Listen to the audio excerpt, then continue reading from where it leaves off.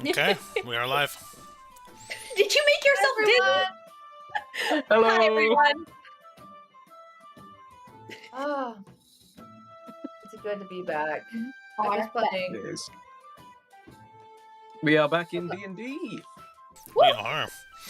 And we're live? What? What is, and it's a Sunday? It's a Sunday. Sunday. Okay, I'm done. No, keep going. Sunday? Alright, so, welcome back, everybody. We, had a bit of I don't know, roleplay session last time. I think you guys were kind of talking and chatting, and I think you guys ended in Cedar's Cozy Nest, and you guys have a little bit of a plan to go forward, but who wants to do the recap? And then we'll get started. Here's the problem. I was super out of it last session from being tired, and I don't know how much of it I actually remember. I do remember we showed up.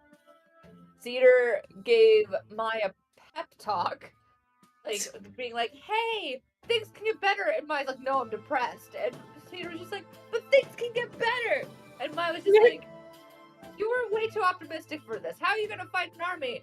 And Cedar said, "I don't know, but things can get better." I don't know, but we fought Wolf and that worked out somehow. I want to emphasize that half the reason why I think we beat Loth is because Kidis actually created a battle plan. Oh, for sure. 100%, yeah. It's amazing. The party creates the plan? What? It's amazing what works out when you guys actually plan things. Oh, heck, all of my characters have planned. They've just had to plan around the spontaneity of the other three. I think Gale's just starting to think. Right. That's true. I'm starting to think. I love how you put that. No context. It's just starting to think. No, and it explains everything. There's no context needed. Yeah. So people say Gale has golden retriever energy. I think he has orange cat energy. But anyways. Yeah. That's actually... No, Gale needs a brain. Gale needs a brain. Kidis needs some common sense. And Cedar needs a spine. I'm getting one. I'm working on it. and Winnie Gale is. needs bread. See, Winnie would be the wizard in this case, is just secretly pulling the strings behind the scenes. Yep, pretty much. What you need is something less convoluted and something symbolic. All right. Then, Celia managed to acquire the funding that she has been demanding Cedar acquire since she first joined the party. Yeah. And had a lovely little discussion with Toby. Learned that Toby will not give her money unless Cedar A-OKs it. I love Toby. Toby's such a sweet guy. And then had a quick little discussion with the what's his name? It was a dude that came over here. Oshalius. No, Was it that was Toby? one of No. the men that worked for him. He never gave his name. I'm really bad at getting names. Notice I never said if we asked or not. Okay. In any case, though, Kitty! Oh, And there we go, guys. That's your obligatory cat footage of the session. You're so cute. Oh. Adorable. Oh my gosh. Anyway. So then, Celia tried to make it so that the Thieves Guild would give regular updates to Cedar. Did not work. They said, "Hey, if she comes back and actually does her job, then we'll check in with her and give her updates." Oh, I'm sorry, just a little bit busy saving the world! That's not your destiny, but it's appreciated. In their defense, Sophie. No, I totally get it from their side. No, I get it. Yeah. Also, Sears like, I have so many different things I need to do right now. I'm gonna scream. She has a habit of taking things over and then abandoning them, like an absentee parent. Yeah. Much like her No. adopted child. Yeah. Oh yeah, she abandoned in Shadowfell. She didn't abandon the kid. The kid. No, bad. No. I mean, Doku has a point. Because No. Cedar could have done what Leah did and decided to stay behind. True. No. Yeah. Yep. Instead, you're like, yeah, I just adopted you, and then 3 sessions later, but you can stay in hell. Oh no. Well, I've done my part. Now you've got to go off to college in hell. This Oh is a my really, really ADHD recap. Oh, yeah. Wow. Oh yeah. Then he, what's this? So then Gale left to go be like, hey, let's go check out what this deity's like. And I froze everything. Great. Good I like news that. is, Ice wings. and the deity did give boons, gave ice wings, and made things slightly better for Gale, despite being a canonically evil aligned deity. It's fine. It'll work out fine. It's fine. It'll Totally. be fine. And during this time, Winnie was just like, I'm gonna go test stuff. Yes. And nearly split myself apart. Mhm. That's a great idea. Both started Always. experimenting with their newfound abilities / loyalties. And it went mostly-ish well. Mostly-ish well. And then Winnie slept outside. By choice. She was invited Choice. inside. She's allowed to come inside. She just didn't. Did not want to join us in the cozy nest. So she was like, we're gonna sleep outside. And then what happened in the cozy nest? Cedar like crossed the line to become a fae. That's it. Oh yeah! She had Mai become her first like follower and took her name. Excuse me. Asked What for her hap- name, and then What it was happens in the given. nest stays in the nest. All right. We didn't even get to Gale and Cedar's bit yet. Crikey. I actually don't remember Gale and Cedar's bit. I'm telling you, I was really out of it. Oh, that was. I think it was. They were on like the sofa or something, just like talking and being all Cedar and Gale and stuff. That's the only way I can describe their energy. It's just Cedar and Gale. Yeah. I'm so sorry. I think I actually zoned out at that part. Wow. Okay, in my defense, you guys have had like 50-hour-long talks about the same thing. Valid. Dang. Yeah. So Gale's gonna ghost Cedar this session and just like not interact or. Sadness. Oh, I Good can't. call. She gave me that look. I can't not. Oh. Dang it. So anyway, they had a chat. I don't remember. And then we woke up the next morning and Celia went hunting for Winnie. It was just like, join breakfast. And Winnie's like, what if I cooked it? And Celia's like, the nestlings cooked it and we don't want to offend Cedar. And Winnie's just like, Nestlings made a yeah. nutritious breakfast for you. And so Celia just tried to grab this little amalgamation that kept kind of glitching out back to the nest. I think this is where we left off. Is we went for breakfast? no. We started tracking down Gale's mom. Cedar used the Oh, eye, right. but then Gale's mom saw her, and Cedar was like, "Your mom saw me, dude. Your mom saw me. I don't know what that means. Help." Oh, and And also, during the experimentation with Winnie shoved some of the boats or levitation crystals from the boat into her arm. Nearly forgot about that. We got some information on the guy who currently has Gale's mom captured. We're gonna absolutely wreck this guy. The entire party wordlessly decided this man is not living. Or if he is, it's gonna be not good. We're just gonna make his life a whole lot harder. Gale's mom. We have a slight problem with doing that currently. Is that the guy has a good reputation among the people For and now. has done a really good job. Okay, first of all, you're bad at spreading rumors. We're sticking Winnie on that. I know. We're gonna have a bard do bard things. But And then, oh yeah, Winnie got high and started getting on the roof, and both Gale and Cedar were like, get down! Cedar No, I- strapped Winnie and is currently dragging Winnie behind her. Oh yeah, because Mai and Winnie are both high. Both I forget high. why. So it's Cedar, because it was because no, hold on. Let me do this in order, real quick. 'Cause this one will not make sense out of order. okay. We sat and we're doing research. We managed to figure out because it's all coming back now. Like a really odd dream that we had. So we sat and did research on this dude, learning he had a really good reputation, but has a really interesting hobbies of collecting people like dolls and dressing them up like dolls, and kind of creepy way of doing things like this. I'm trying to euphemize. He's just a collector. He's a collector of He's fine nice, arts. what? I'm gonna collect his organs. Oh, okay. And so Right. we learned that pretty much everyone that ends up being a doll under him, it's a new name, and they don't remember anything about their past before him.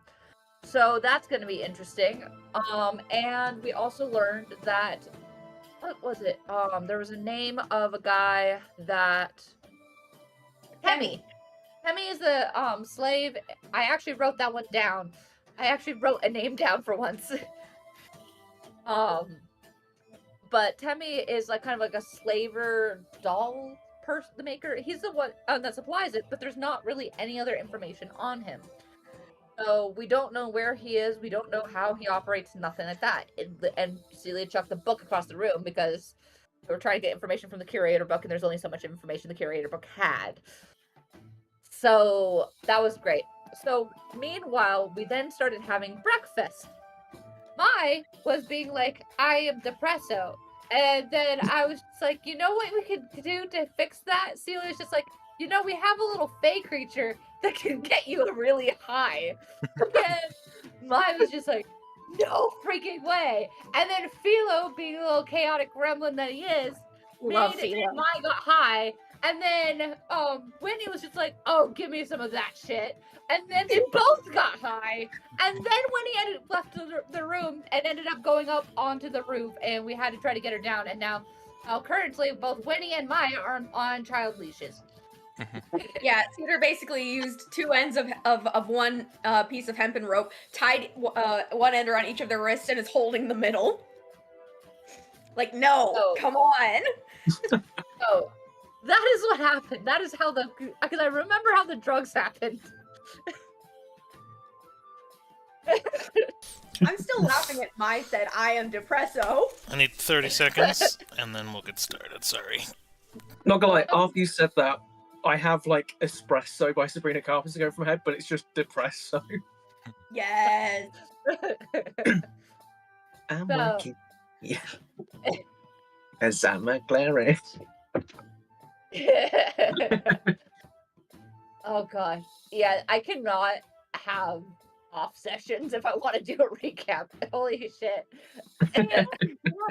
Don't be too hard on yourself. You did great, and we were entertained. That's all That that was matters. amazing. I'm glad because it was felt very disjointed. Oh gosh. Okay, that's mostly what happened last session. Hopefully I didn't forget anything important. No, I think you got everything. Yeah. Yeah, sounds like. Woo! Woo. Nice. All right. So it is morning. You guys are in Cedar's Nest. Waiting to kind of start your adventure for the day.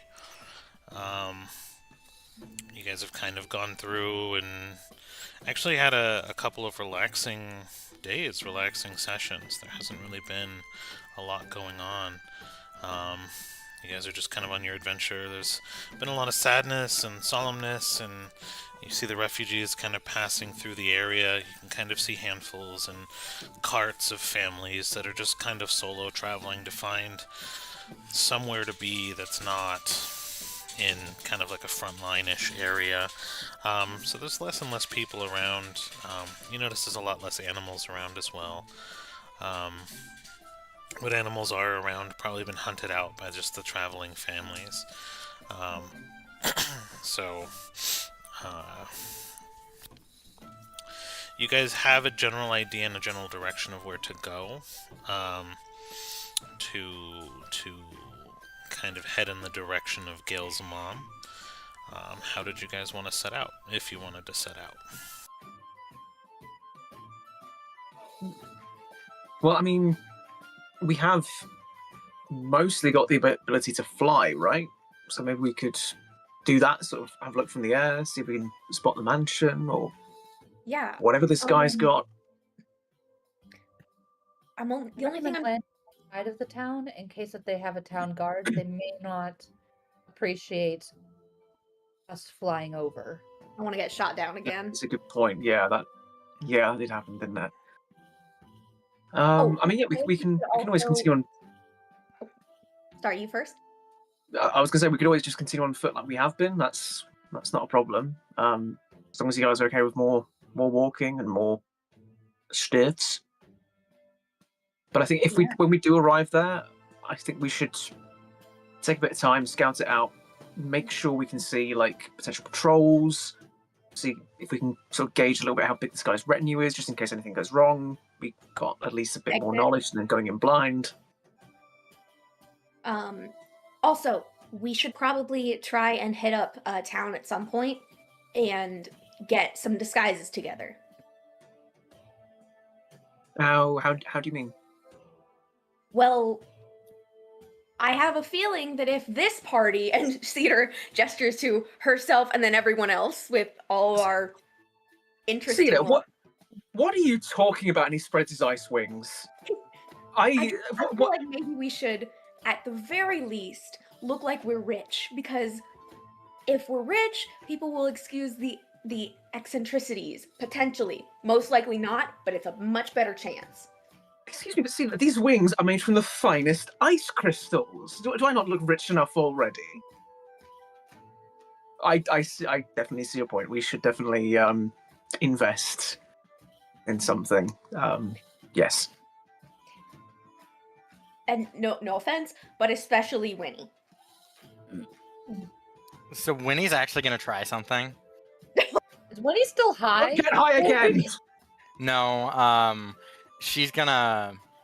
Well, actually, that's a great question. Is she still high? High.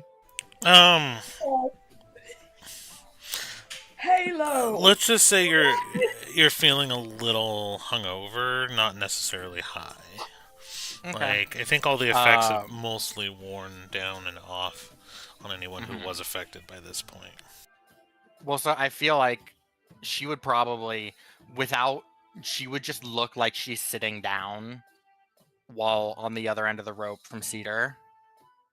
And so she sits down cross-legged on the ground. And when she does that, she actually puts her entire left foot inside the warp, inside the rift. And she's gonna try and effectively cast steaming on herself to change how she looks.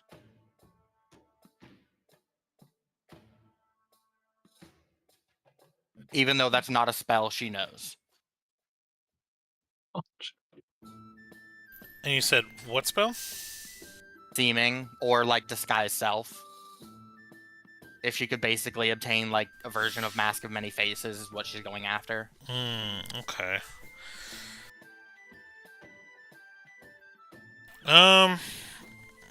Roll a charisma saving throw. Okay.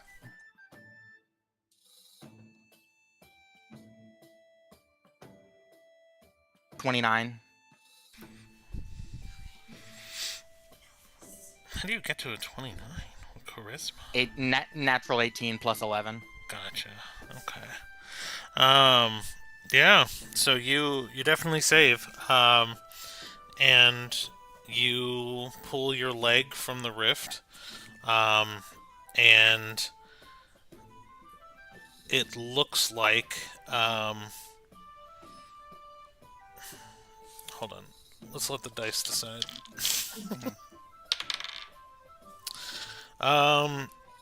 It looks like a baby leg. Okay. Just a pristine baby leg. But, like, it's Okay. still your height. It's still completely normal, but it's got those weird, like rolls that look like they're tightened with rubber bands in some areas, like a regular, Mm. like, infantile baby leg. But Okay. there's no crystalline lines, there's no fractures. It just, and it is an illusionary effect, because when you touch your leg, it kind of disperses the baby fat, and your Right. regular leg is right underneath. Right. Okay, so with that, she's gonna try and just. So, question for Sophie: how long of a rope is Winnie on? Let me check my inventory to see how big this rope is. It should probably be 10 feet. Sure. You should probably untie Mai from this before you try something. I mean, but I don't know to do that. Did somebody untie Mai before you're doing whatever you're doing? No. Oh boy. I'm gonna basically just let myself drop into the rift and close the rift the moment I'm fully enveloped, so that it basically cuts the connection and I'm the only one pulled in. But what is it with our party and losing people like this? No, oh no, you don't know what I'm doing, and that's the best part. Exactly. It's Alright. She just hopped into a rift and just gone. Yeah. I love to think that this happened the second Cedar went. I mean, especially for Winnie, and they turn and they just see her drop into the abyss. Yes. Well, the cord is definitely Really severed. Then Dana. What? So Then the cord is definitely severed as the rift kind of closes at your feet as it swallows you, leaving just a slack rope on Mai, and you go in. And what are you trying to do? I'm basically trying to. I sit there inside the rift, inside the space between, and I just focus. And I'm just like locked in, and I try and make myself look like a warforged. Oh. Yes. Okay. Let's see. What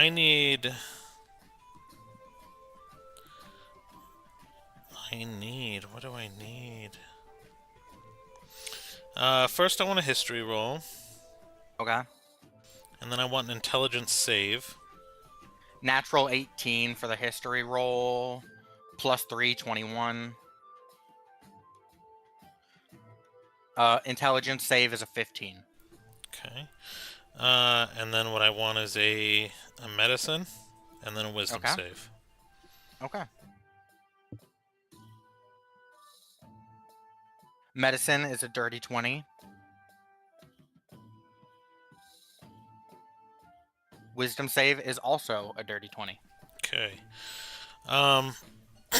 So, do you want to pop out of the rift and find out what happens, or? Yeah. Okay. So you were in Cozy Nest, right? When this happened, did you? Yeah, I think No. you came. No, We you were weren't. outside of it. Outside. at Okay, that Yeah, we were point. outside. So you guys see Winnie kind of drop down into the rift. Small spurts of spell plague actually shoot out from the rift and actually kind of star out, almost like a spiraling circle, or what do they call those meditation mazes? Like a little meditation labyrinth. Yeah, of spell plague kind of hits the ground as Winnie emerges. Looking almost Maui-like, if you think of this, where she has her legs, but the top half of her looks metallic and warforged-ish, and inside the metallic like structure of the warforged body that is now encompassing the top half of Winnie, are these inclusions of blue, cracked, like almost icy colored crystal. As they mostly now look warforged-ish, but they're their same height. and they have Winnie's legs on, which could probably be covered by pants. But then they have like they skipped leg day, so their upper body is now larger and warforgy. She's just gonna look at the rest of the party. Okay, from waist up, what do we think? Look, dude, I just got my wings back. You're not taking them, okay?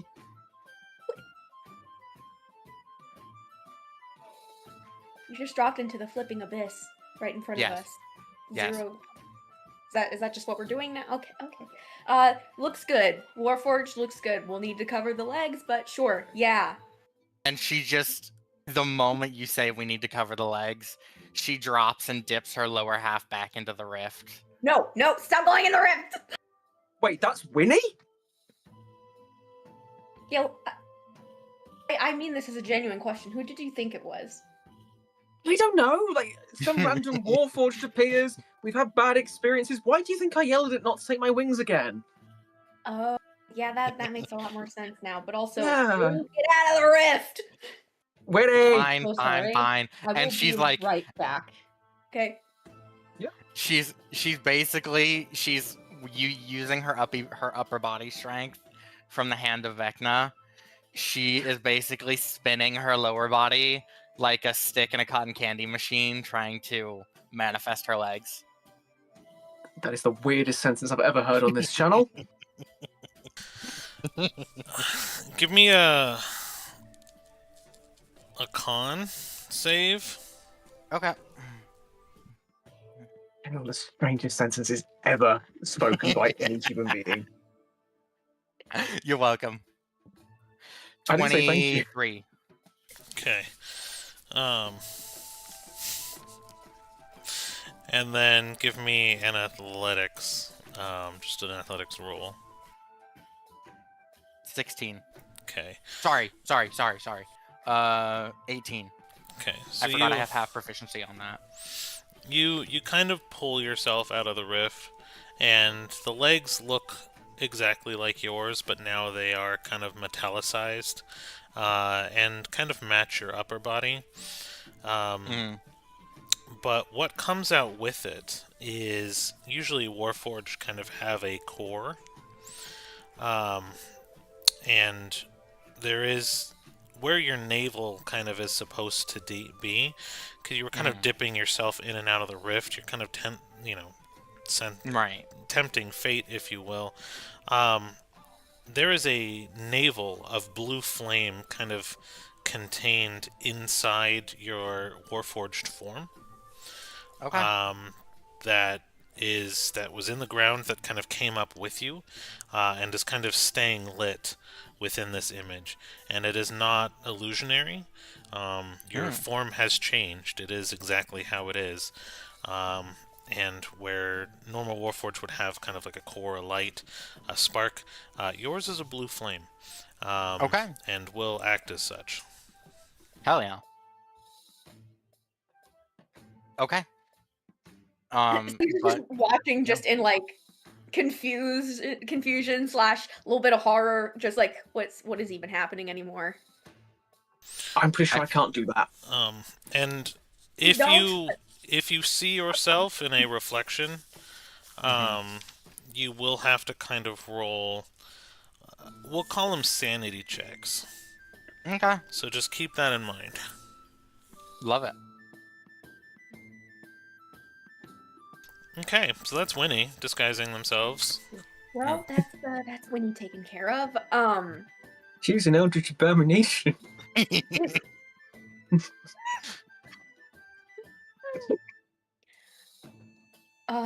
We can figure out the rest once we get to a town with a few good shops. How's that? Yes, absolutely. I agree. Well, wait. I have an idea, and it does not involve the rift, I swear. I am not dipping myself in the rift. I said it Me doesn't neither. involve the rift. I know, I'm just clarifying. I do have this. And she pulls out a disguise kit. Perfect. Okay. That'll be great, thank you. Why wasn't that your first try for you instead of the rift, is my question. Because the rift already fucked me up. What's it gonna do? Fuck me up more? Yes! Yes. Actually, Yeah, what's the big you deal? can die. Well, Winnie, you're kind of part of our group now. We don't want anyone getting messed up like that. Yeah, and I'm still here, and you shut the fuck up. And she's pointing at someone that's not even there. This is what we're talking about, Winnie. All right, let's just get walking before Yeah, before I any more weird figuratively stuff lose my happens mind, before. or Winnie actually loses her mind. All right. Coin toss on would which one rather- comes first. I'd rather nothing comes first. Let's just. Gale just walks in a direction. That's good. Going, Gale, "Hey, Gale." roll. Yeah, I was gonna say, Okay. Gale, roll a roll a d4, Gale. Oh my gosh, yes. Roll a d4. Oh gosh. 2. 2. You are walking in the wrong direction. you, Trying to you- walk fast. you are walking west. You need to be going east. East. He I sort of thought you turns said round, west. hands in West. pockets, and just walks east. Yep, there we go. You are now walking west. So I'm having a dilemma. My That's cat West Patrick. stolen all of my dice. Okay. Perfect. So yes, you guys kind of begin to travel and head towards a direction. You guys have a general understanding of the layout and of the kind of overall continent and map. You know, kind of where to go, what direction. The eye had kind of guided you towards the next kind of city and pathway that you need to go to. Which is,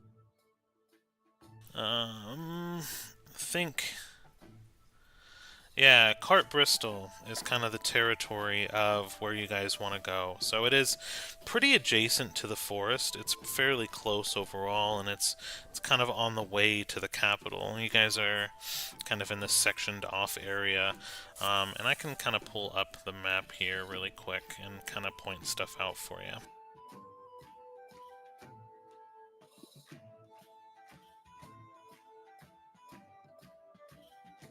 This music is just such a vibe. I always love this little mix. Really Yeah. is. I don't even remember where I got it.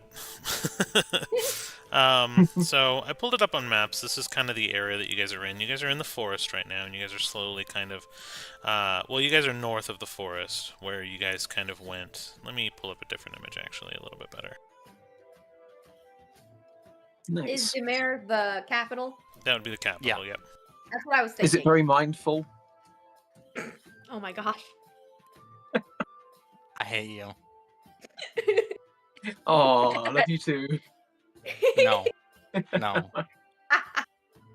No. Group. I mean, that's got to be the episode title right there. Very mindful, very Dimmere. Dimmere. Yes. All right. So you guys are north, right? So you guys were in Bearvane, and where you guys were kind of wanting to go is going to be Cart Bristol, right? You guys were in the forest. You guys traveled for about 3 days or so, I believe, out of the forest to get to Bearvane. And to the southeast is the capital. You see, and kind of south-southeast is Cart Bristol. Some towns in between, some townships are going to be smaller. Dotted in this area of the map is going to be a lot of kind of smaller villages and towns. These are just kind of the main ones that we have, right, for storytelling purposes. But each section around the whole capital is going to be owned by a different lord, right? Lord or baron or a viscount or count, or basically a noble that kind of surrounds the capital, that's kind of controlling a certain area. They collect taxes from their small villages, mostly farming, and some of them have mines for production, trade, etc. However, as you guys are kind of traveling in the direction of, you guys can either go through the forest or out and around the forest, but either way, as you guys start to approach the continent,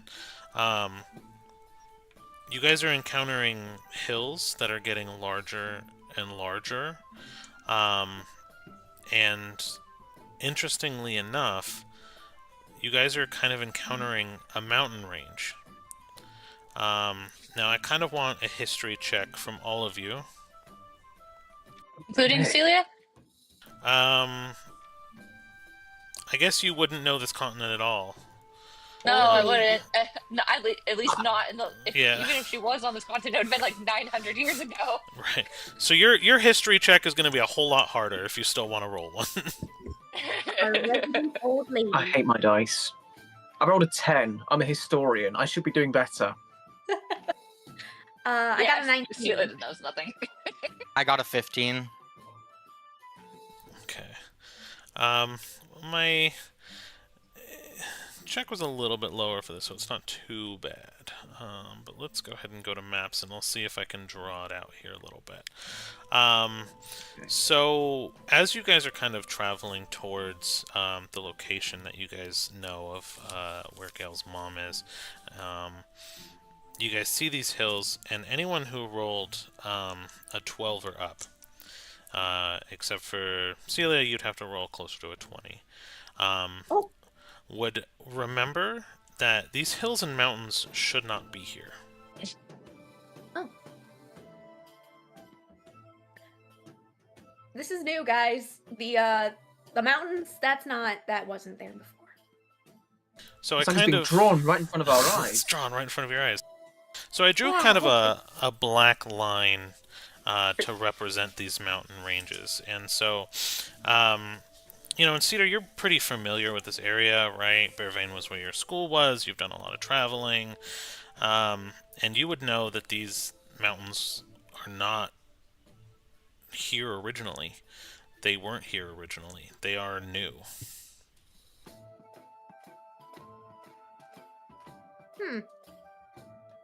Doesn't exactly bode well. Could be a little bit of Would Winnie terraforming know? going on. Would Winnie know a bit more about when they appeared? Because she's been on this continent in the actual living space. That's a great during question. When this most likely happened. Little cosmic powers, itty bitty living space. Yeah, roll another history check, Winnie. 13. 13. Okay, it's not too hard. So what you can kind of piece together, the general thought is a cat crawling on the keyboard. Is I knew it. it was a cat all along. I'm just gonna make her the big bad, and I'll just put her on camera. Cat's gone. And then I'll play with a toy, and that'll represent her attacking you. Yeah. God, that would be I'm a okay fun, with I'm on this death plan. day. This would be a fun stream. Amazing. But you would Good recall. one-shot idea. You would recall over the last couple of months that the continent was having earthquakes. Now, some earthquakes are pretty common. It's not uncommon in any world. You know, bards tell stories of big earthquakes that have destroyed cities, but for the most part, there's just tremors. You would recall, just now knowing that these mountains are here and kind of piecing it together, that there have been large earthquakes in this part of the continent over the last couple of months. And you can kind of assume, like, oh, I know kind of a general idea of how mountains are made, that the plates have shifted and actually created these mountains.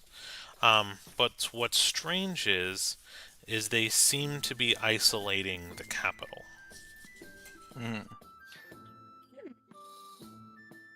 So the question that comes in now is, did the Fae make these? Or did the capital make these? I'm gonna do something stupid, but it's not stupid. Don't. No. This does not involve the rift. No swimming in the rift. No running or swimming in the deep end. Lifeguard not on duty. Lifeguard praying. I go up. So how close are we to the mountain range? So as you guys are kind of traveling, it's starting to get very hilly, and they are kind of growing in height as you're walking, and you can kind of make out probably the mountain range in the far off distance, maybe another day's travel or so, but it's kind of visual, you can see it. Okay. Then there's nothing I can do yet. Okay. How would you guys like to proceed? So we're just kind of playing this out like it's probably about 3 days travel to get to the mountains. Hmm. Did we want to? I mean, it's pretty uneventful, right? You guys Yeah. can camp, you can do your thing, but most people that are in this area are kind of retreating, and the front line of war, as long as you guys are careful, not to, the only people you really see traveling now are going to be supply lines, um, armored or guarded caravans of supply lines that are going to, let's say, the front, right, where a lot of battles are taking place and things like that. Namely in the forest, right? You can see in the distance that a lot of the forest that you guys were just in is kind of on fire. Smoke kind of billows in, and some nights when the wind blows just right, you get the taste of ash from the pine wood that's burning in your mouth um, just as you travel. I think the only thing that Celia is gonna do is I do actually want to have her talk to the princess and her little with her little madness card. Ooh, yeah, I do want to see that. Oh man, you guys But are gonna make me recall some stuff. No, it's okay. So let's, in yeah, my defense, you said you prepped. you will. True, true. No, it's The okay. DM will Try remember that. no, well, I'm trying my best not to spring this on him. No, This no, is no. me trying to actually be nice. Yeah, yeah. Give me one. Let me get 1 second. Let's. No problem. Ah, Unlike where's you that guys, come from? since I've stopped playing tennis, I've stopped trying to just spring things on Doku to make him have to just like, oh crap, figure So, out how this works. yeah. Okay, so one of our last talks we had was about the court and things. So I had a general idea of what was going on with that. But we can roleplay some princess. I guess what are you trying to do? You said you just want to have a Um, conversation with her, or yeah, she's going to it's going to be a slight continuation on the courts, but more specifically around Cedar and her abilities to rule based off of the information that Celia has given her when during their initial courts discussion. Celia okay, talk titled, "What do I do with this feathered mess?" okay. So yeah, we'll play that out as you guys are kind of coming up on the third day. The sun is setting, and it actually seems like it's setting earlier just because the sun behind the mountains is kind of casting a larger shadow, and you guys can kind of watch the time progression is like literally from where you're at. With it hitting the mountains, you can actually see kind of a cascading shadow walk over the land as you guys are up higher, and in one kind of night, Celia will kind of step away from the camp with her little madness card in hand, I guess, and just begin talking to herself. So she kind of just pulls after she's like a good bit away from camp and she can see that no one has followed her because she's like, uh. And so she pulls out the card and she's just like, Princess, you here? I'm sorry, I missed that. I think you came in a little close. Oh, What'd you say? she just said, ask the princess, are you here? And you kind of feel a hand on your shoulder from behind you, and it's comforting and warm as you hear a familiar voice kind of whisper, "I can be." So we've gone over. Thank you for the refresher course last time on our studies on the court systems. I just talked about Mother Shijin last time and her as a ruler, her tendency to undermine her own authority, her tendency to allow blatant disrespect to herself and her title. In red for filth. Her fact that not a single I just don't see a path forward for her here. Currently, she's not ready to be a Fae Queen. Any system or any organization or country that she currently rules over is either being steadily usurped underneath her or lacks any form of respect for her to actually listen to her. And I don't see a way out without upending everything that currently exists. She doesn't have the stomach to slaughter the nobles currently in her courts to get rid of all of those who oppose her, but she also doesn't have the political wherewithal to navigate being able to get them back under control. I do see your dilemma. Maybe a bit of advice that may help. And for anyone who might be in the area, Celia's just talking to herself. With the Fae, as we all know, each one has a specialty. Each one has their own personality, their own needs, their own wants and desires, and the glorious thing about the Fae is that if you delve into your specialty, you are not useless. Now, Cedar, in all respects of what you need her to be, is very useless for this situation. However, if she specialized in something, that could garner some respect. Now, obviously her specialty is not royalty, or being royal or noble, or respecting others, or respecting herself, clearly, as you described. However, she can be respected in her specialized field. So, get really, really, really into something. Like, have her be able to talk about a topic, and win the respect that way. Otherwise, I fear her mouth may get the better of her, and a creature that would no sooner squash her like the insignificant ant she is in front of a Fae Queen, might actually garner her respect and forgive her rudeness because of how specialized she is. Now, that could be anything, like magic, or trains, but... I just about choked on my drink. She's been chugging Tylenol every time. Cedar needs more Tylenol, that's the joke. The princess is like, let her to talk about her hyperfixations. Yes, and that... Trains is one of them, apparently.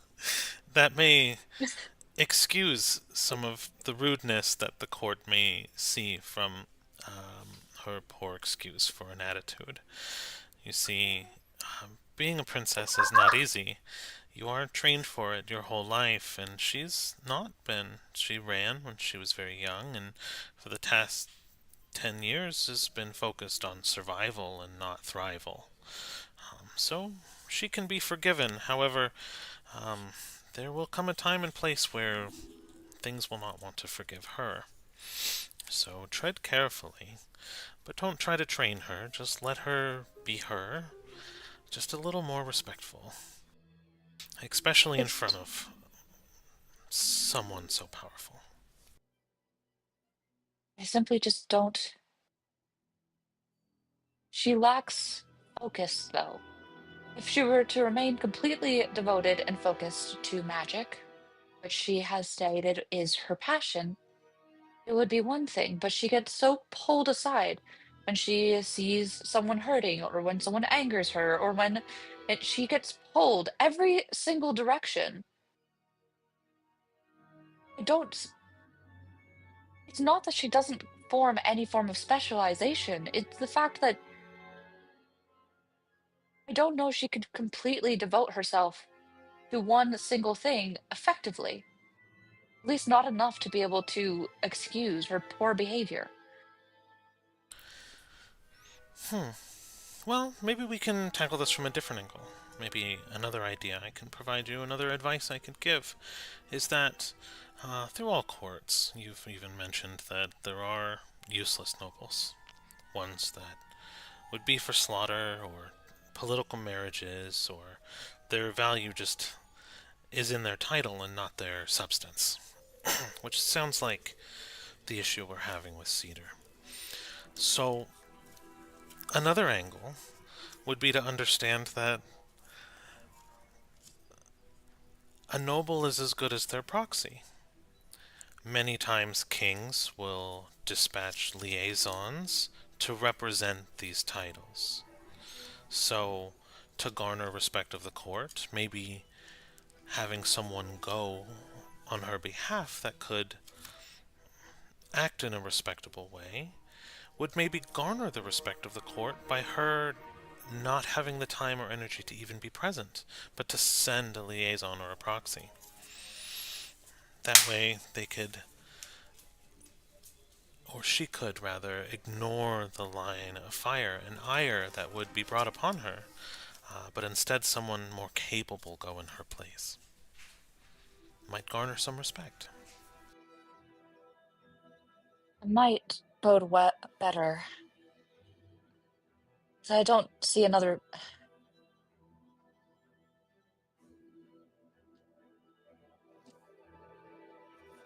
I'm so glad that I have decided to descend into madness to hear your voice again.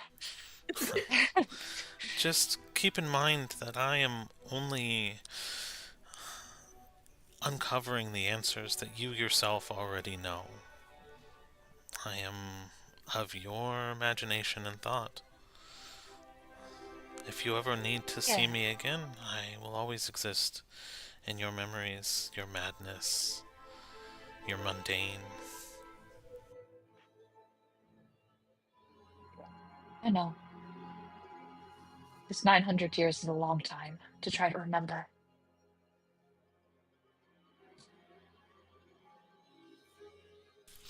Thank you, Your Roll, Highness. of course. And if you ever seek me out, I would gladly give you any advice that I can give. But I need a wisdom saving throw from you. Yuki. Imagination. 10. Did you just say 10? Yeah? Okay, we'll bank that for later, don't you worry. Oh no. Thank you. Oh, you know it's when the DM says that. I know. I Yeah. know.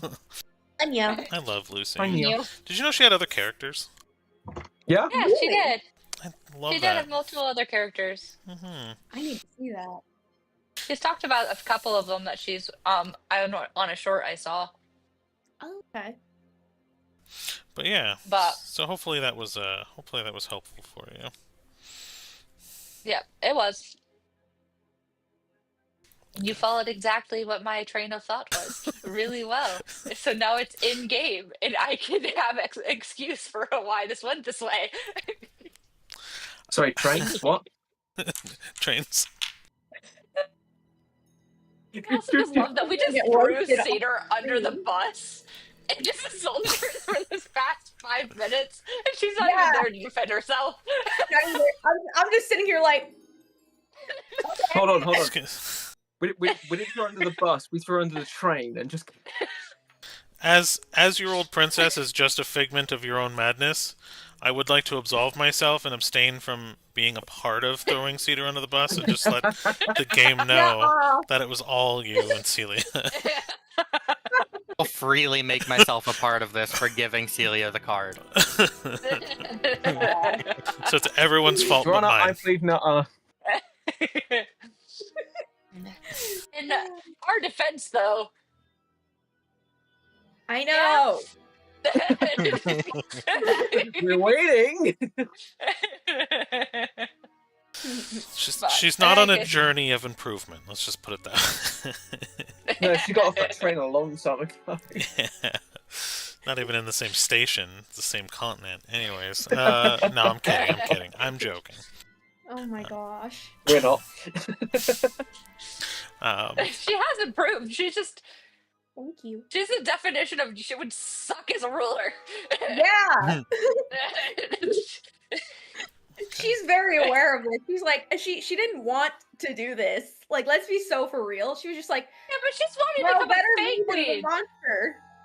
Sophie, she's wanting to become a fake queen, which is a marginally higher authoritative position than queen. There's a bit of a difference. She can be like, she gets a specific like, hey, you are the fey queen of this specific thing instead of country, rule it. Well, that is a specific thing that you were given control of. Yeah. Yeah, well, you know what I mean. No, I don't. You're being No.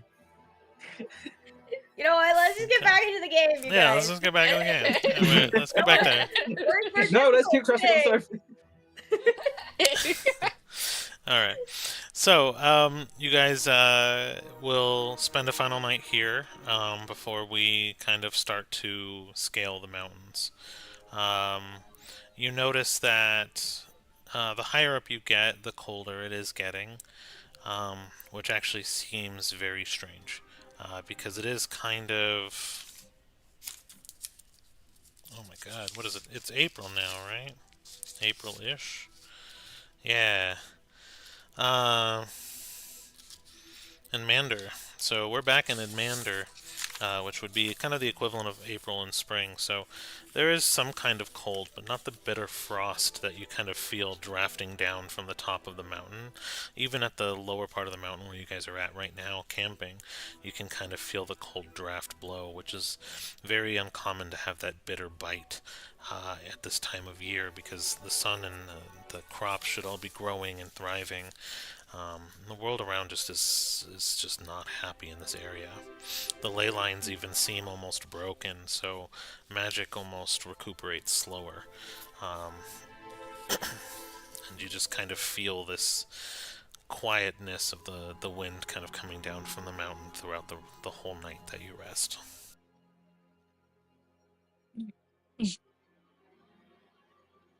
I think at one point, Cedar's probably gonna, for a minute, go and like read the curator book for a bit, because I have a few questions I want to ask it. Okay. I think she's gonna basically delve more into that whole like Mistra thing, because like the whole Mistra being dead was news to her, and like I would say that wasn't common knowledge, especially since from what I remember us doing world building wise, is the Owlin nation basically worships Mistra as one of their like main goddesses. So she's kind of like, why didn't we know this? What happened? Remind me where you found that out again. You found out from...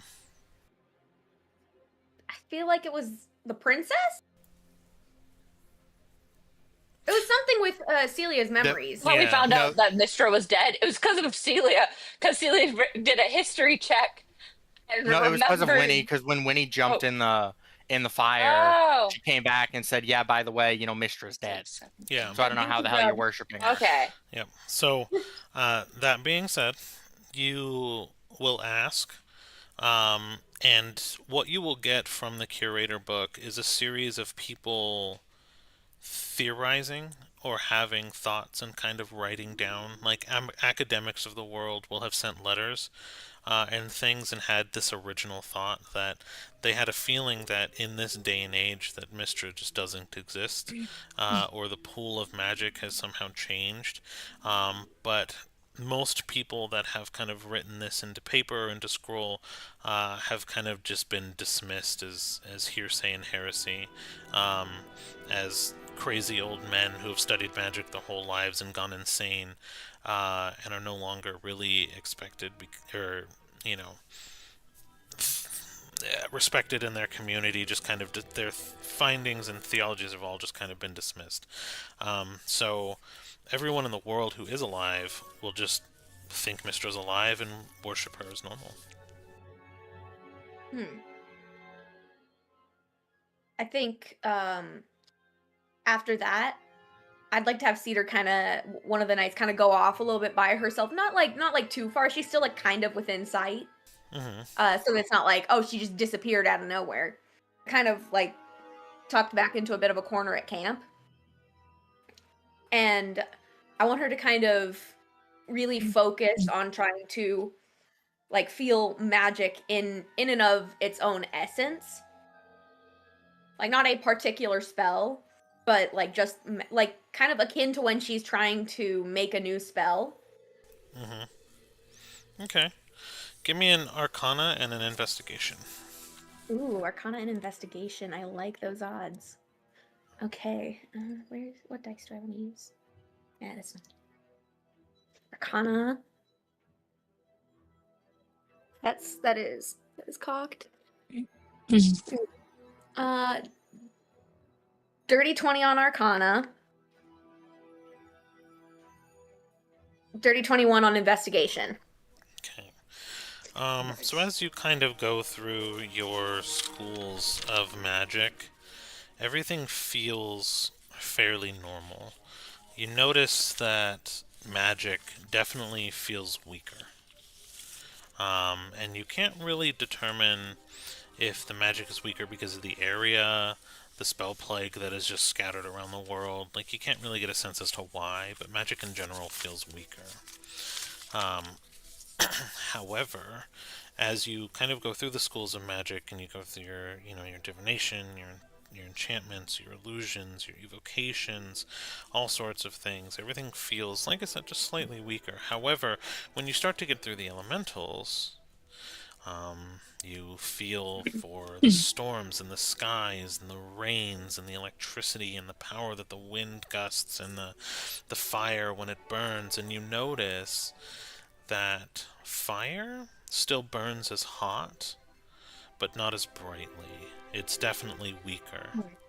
And water, as you kind of come to know it, has changed, where it almost takes more water to quench someone's thirst, and more water to do particular things. The streams are no longer cutting into the earth quite as sharply and molding it and changing it, but it is flowing again and normally. So you notice that the water has gotten weaker, but it is coming kind of back. But fire just continues to diminish. And do you want an ascertainment from that? Or do you want to leave that in the mystery? I think what I want her to do is kind of like as she's feeling like that energy and stuff, she's gonna kind of think of when she got my name, kind of locate where she felt that, like in her own being, like kind of almost in her soul, like where she felt that magic, and try and reach out with that to almost like grab a hold of magic in an essence. You know what I mean? She's basically trying to like hold hands with magic in a way, if that makes sense. Make a connection with magic itself, not like as a particular spell or school. Okay. She's experimenting a little right now. Roll a perception and religion. Perception and religion. Gotcha.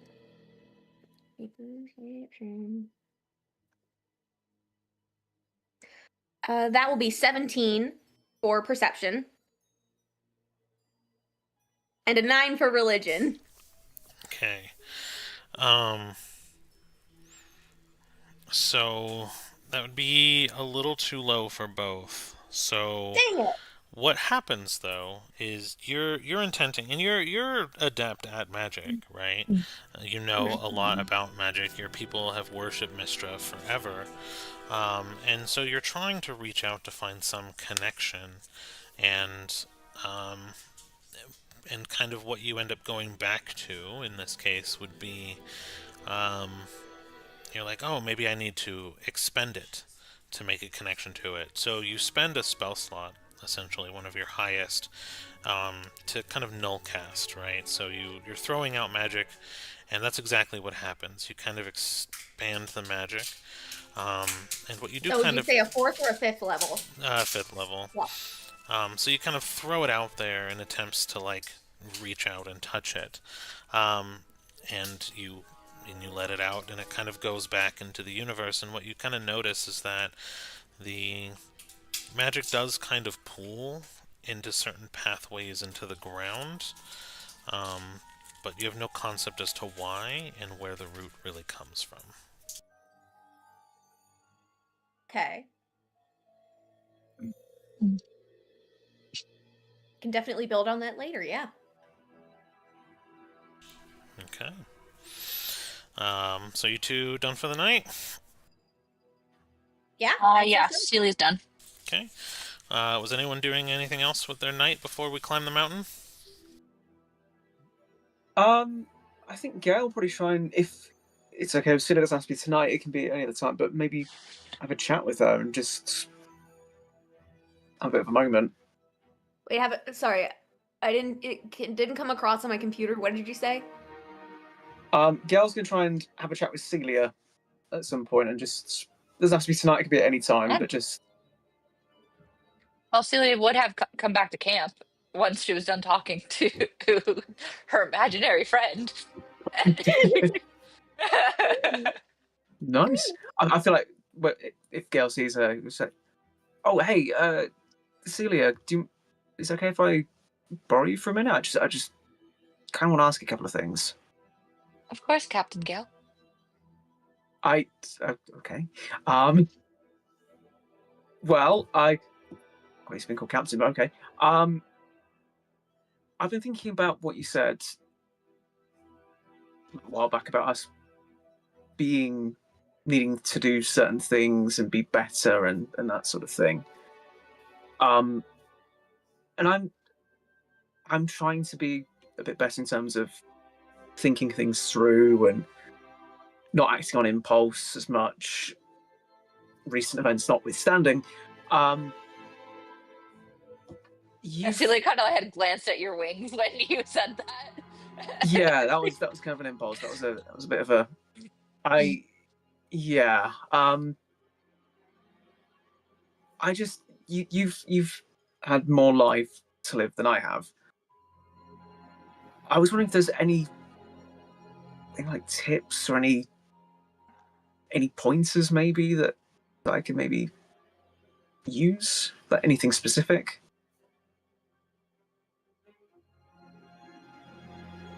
Forgive me, but you're going to have to narrow that down.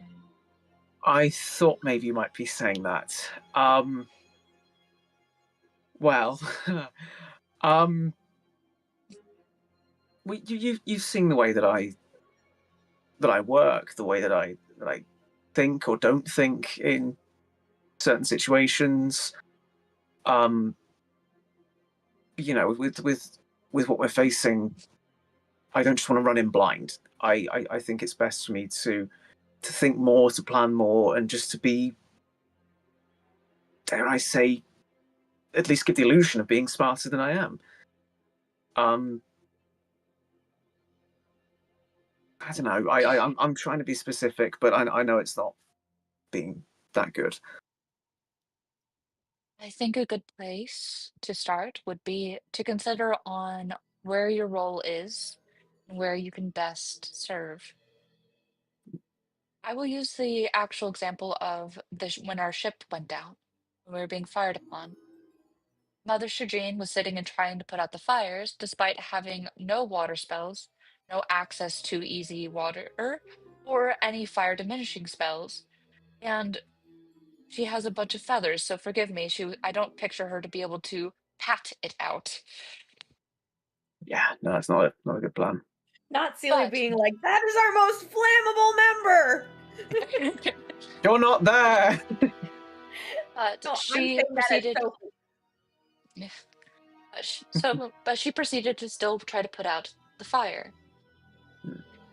While it would have been better to have you both switch places, While Cedar may have, Mother Shajin may have tried to struggled a bit with controlling the ship, at the very least, we could have put out the fires before folding up the ship. Yeah, Because you maybe. have access to water. Very easy access to water.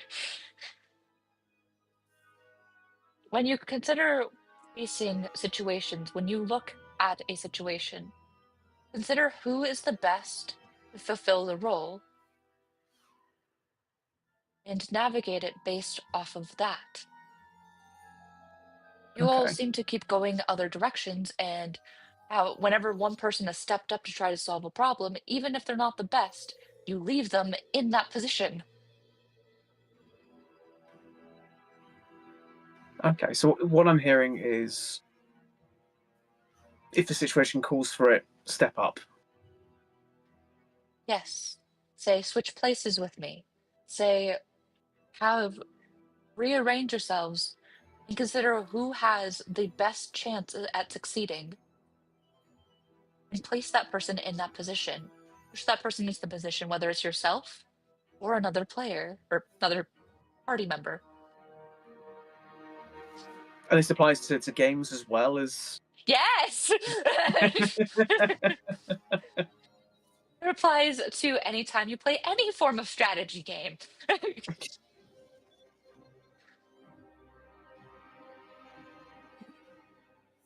Okay, that's so vague. So many references. Okay,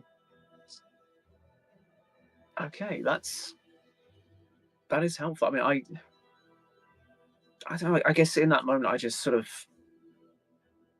maybe froze up a little bit, but that's something I can take on board for next time, definitely. Mistakes are not wrong. It's only wrong if you don't learn from them. No, definitely. And with everything that's going on, with all these revelations, with everything that we're going into, I am trying to be better. You know, I spent so long running from what I am, who I am, that I have a lot of catching up to do. And if we're going to succeed, I want to be at my best. That's why I really appreciated you calling us out when you did. You know, it was honest, brutally honest, but it was something that we needed to hear.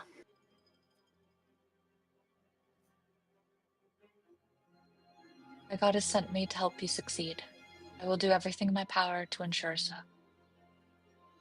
Yeah. Still feels weird calling her a goddess.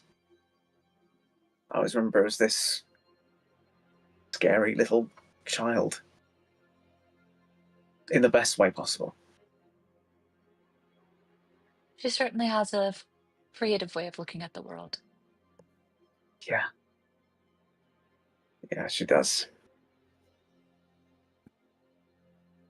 I do miss her a little bit. But... As do I. Yeah. Yeah, I can't imagine what it's like for you going back to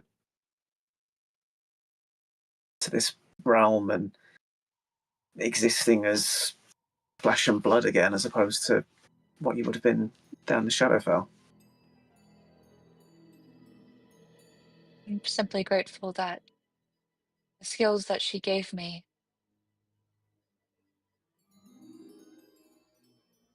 I really like being able to project my soul outside of my body. It's the closest thing I think I can on this realm of existence. Feeling like I did in the Shadowfell.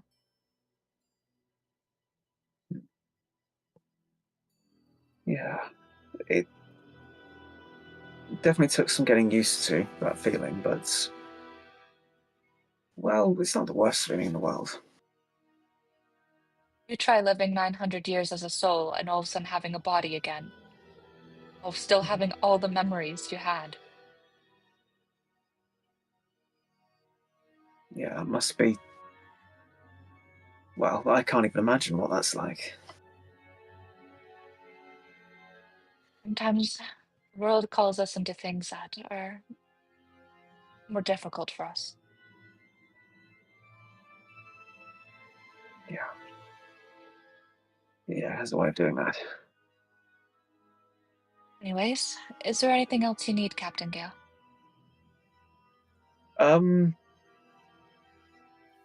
Yes, actually.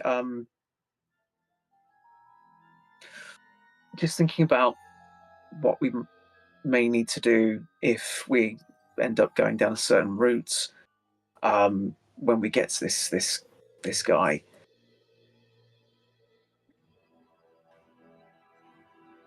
If you can, if it's possible, I know you will do anyway because of your goddess. If I'm not there, can you make sure that Cedar's okay? That she Of gets course. out alive.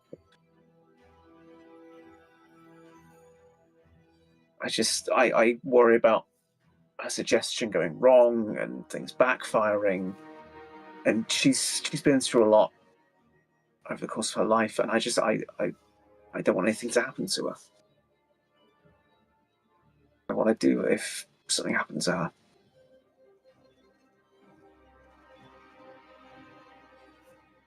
I will protect her. But Thank please you. know that if you sacrifice yourself, I cannot protect her from the grief. No, from what I've seen with I think a grief like that it's all encompassing, and that would be her own battle to face. But I appreciate her having someone there.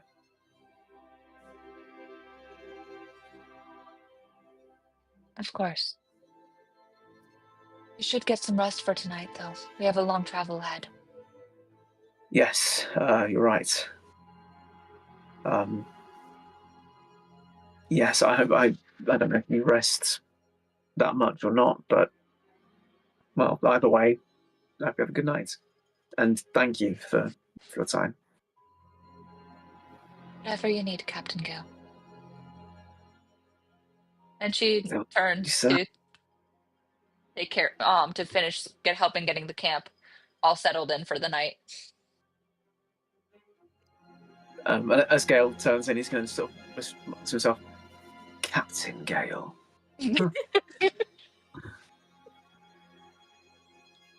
As he sort of nods off, he got a smile on his face because of it. Okay. Does that conclude the evening? I don't know, Rain, you doing anything? Nope. Nope. Okay. Then the sun rises over the morning. Again, the bitter cold kind of still comes down from the mountaintop and kind of stings your face. You almost have to cover it up, which feels unnatural for how sunny it is outside. But you kind of continue forward in the direction that you need to go. Not exactly sure of what's to come, but you guys begin to, I guess, traverse the mountain and continue to travel, unless you tell me otherwise. And we will kind of say that almost a full day of hiking up this mountainside. And you begin to actually see what looks to be a structure in the distance. There seems to be a lot of clear picture of what might be going on. But you guys are probably, 12,000 feet off the ground now, 3,000 meters or so. And the atmosphere is getting very, very thin. Everyone who's not Gale seems to be starting to get a little bit more affected by it. What's up? Biology question. Biology question. I'm Sure. a bird. Oh, Mm-hmm. So the lung structure, I should be fine with thin air. Because birds have the extra, like, air sacs and a lot of more, like, the alveolar sacs and all that. Because they're built for thin air. nobody wants your bird facts, Brennan. I will give my bird facts! I'll name 100 birds! Please! Oh. Yeah. So the highest recorded height of an owl. Well, for snowy owls, they constantly go to about 3,000 feet or 1,000 meters above. There's the Great Horned Rocky Owl, which is about, Yeah, okay. So you are less bothered by this. Yeah! Birds! What you are bothered by is that the cold. It is actually like as you breathe, the moisture in your breath turns into ice crystals. And the storms that are kind of brewing above the entire mountaintop are actually eating essentially the mountaintop. So you would actually have to walk into and up a storm if you were to go over the actual peaks of the mountains, right? Which seem to be almost unreachable for a human. Just because of the elevation, you'd be put into a death zone for sure, where you'd have Also, to probably. Celia doesn't breathe. I thought Celia did breathe. Nope. Celia also No. doesn't breathe? We're just all being No. difficult right now, aren't we? Celia Alright. doesn't though. She only mimics breathing sometimes if she feels like it would make everyone else uncomfortable. That is true. That is true. Alright. So most of you guys would be alright. Man, I like how this is like the dim vision argument, or like everyone can see in the dark, except for one of y'all. All of y'all can breathe in mountaintops and low atmospheres, except for one of y'all. So you're right. Okay, I'm sorry for being thematic. Okay. Could you tell I have been waiting for that to come up? Okay, whatever. It's fine. All right, being thematic. Y'all are being difficult. You're right. That is a correct fact, and I apologize for forgetting that you also do not necessarily require oxygen. You ever have to go in the ocean, Celia sinks down, and Moving on from the undead and weird things. All right. No, I'm just giving you guys trouble. You're absolutely fine. But yes, so you would go into a physical and ecological dead zone for most human beings if you were to traverse the peaks. However, nestled into the mountainside that is coming into clear view is a structure, and every mile or so you see almost the exact same structure you can kind of make out in the distance. So there seems to be dozens, if not hundreds of them, from what you can tell, going around the entire mountain range. You're assuming it's some type of pass, right? Because obviously going up would be dangerous, so going through there has to be a way. So towards the time of sunset, the shadow kind of starts to hit the mountainside again, and the vision of a structure comes into view, which I will pull up now. Unless you guys don't need to see. I'm kidding. I'm joking. We don't have eyes, Doku. What are you saying? Pardon me. I forgot you guys don't have eyes. Pardon me for caring about my characters.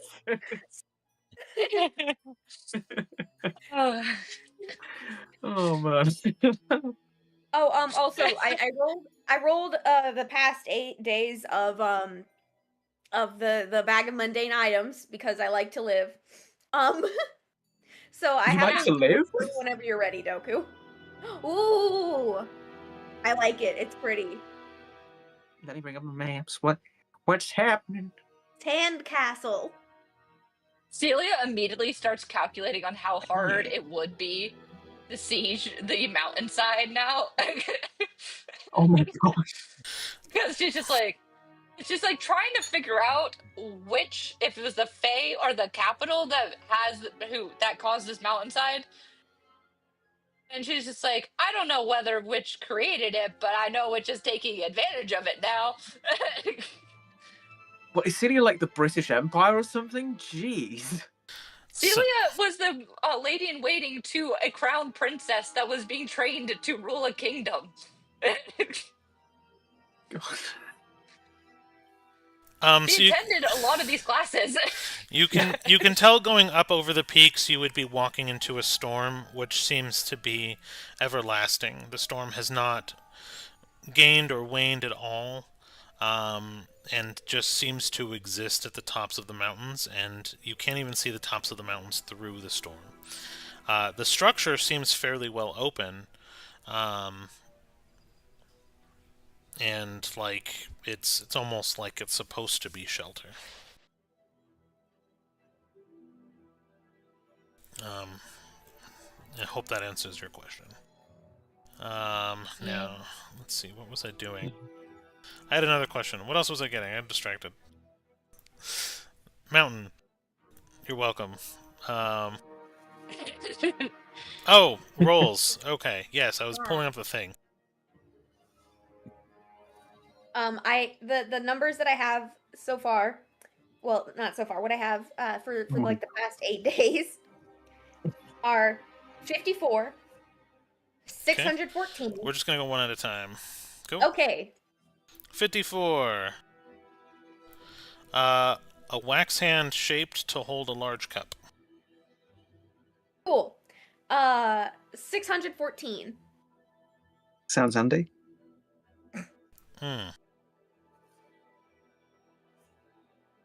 Because of the pun, nothing. No, I'm coking. A bar of soap. No, a bar of soap that smells like rotten meat, but still function as soap. It's just a meat brick. Hate that. I am so glad that Kidis never got that. Oh my gosh, would have ended the world. Could you right imagine the rants? Okay, what else? Right, You use your meat brick. Can you imagine the what? The rants that she would go on about the soap.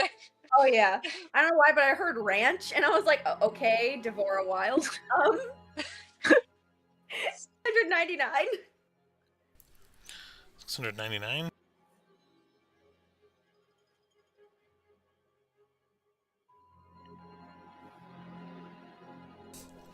A centuries-old pack of ration that's perfectly preserved. The food inside smells like chicken.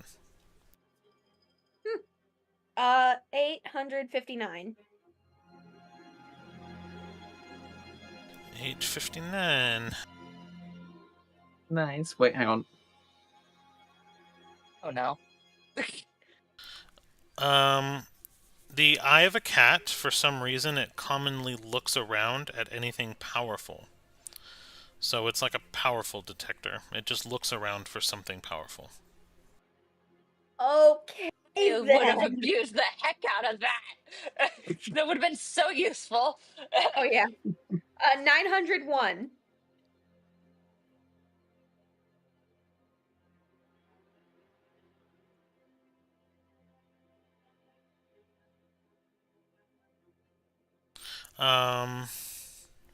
A curious-looking pair of goggles with the words "Property of flame, don't touch." Oops.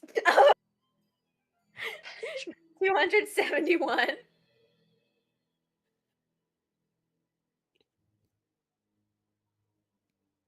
A teacup full of live, non-venomous spiders.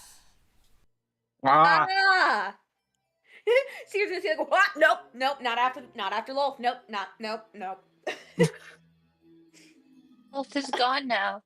The spiders didn't do anything to you. Celia, I got dragged to the Shadowfell in a column of spiders. I don't really like thinking about that day. It wasn't a good day. 114. A spyglass that works backwards.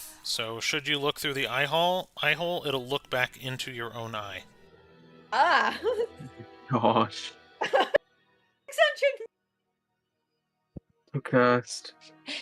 You can study Argos worthlessly now. Now I'm looking at you. Alright, what else you got? Hear that.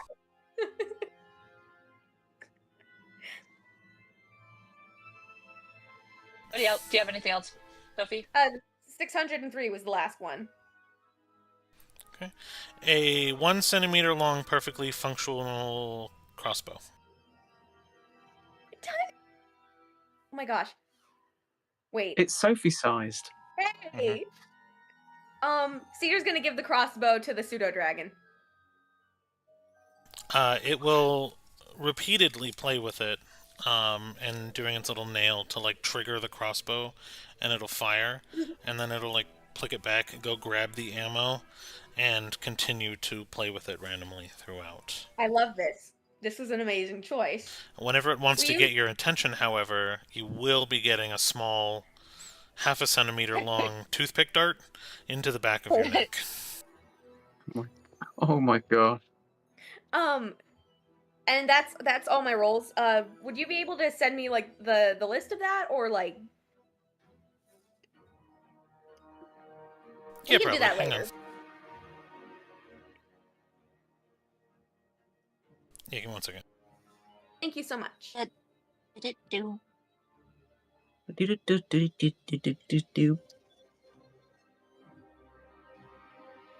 Sorry, that was a stim. No worries.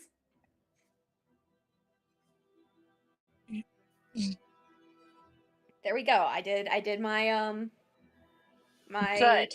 bag pulls. I would really hate for all my effort and giving you one of my favorite items So you've said. go to waste. I am well aware. So Sophie lives another week. I get to live. Yay! You get to live. I survive. I survived. Okay. For now. So, what do you guys do? So I have 2 things to do. If that's okay. Sure. No, how One, dare you? I used the last 8 days of my lost item ability.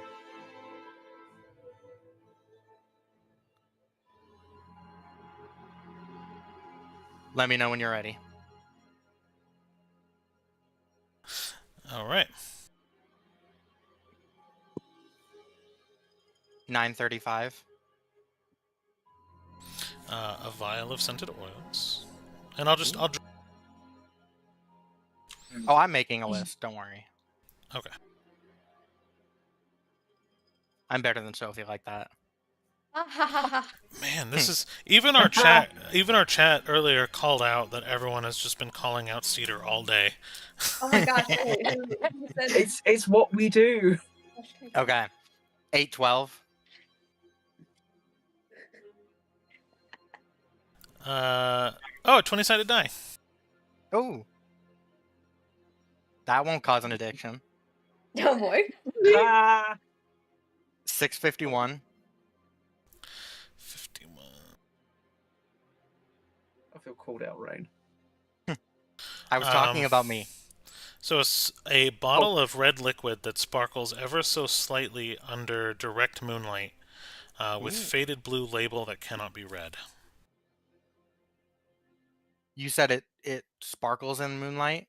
In direct moonlight, yes. Okay.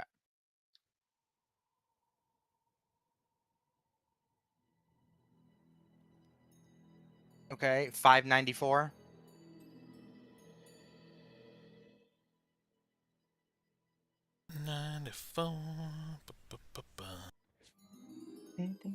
Oh, Oh, by the way, a deformed human infant skull. Ah. That's fucking morbid. Just would have loved that. What? Oh.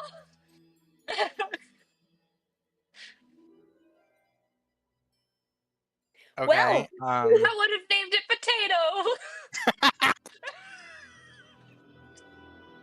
488. A chalice with the words "You drink too much" at the bottom of the cup. Bet.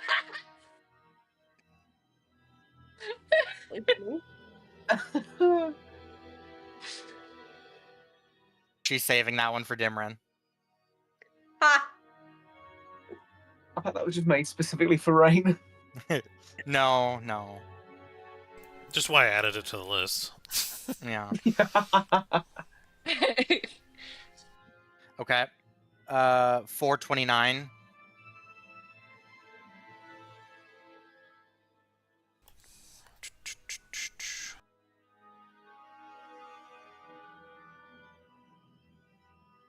A set of golden leathers that move around when nothing sees them, creating random words.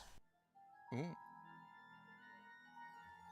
By the way, the second Cedar like got the soap that smells like rotten meat, like she threw that thing as far as possible. You don't Oh, you did mean you? brick, do you? Which means it shows up back in the bag, but okay. Fine. I don't want to carry that everywhere. What's wrong with your meat brick? And then finally, well, wait. No. Okay, yeah. Finally, 111.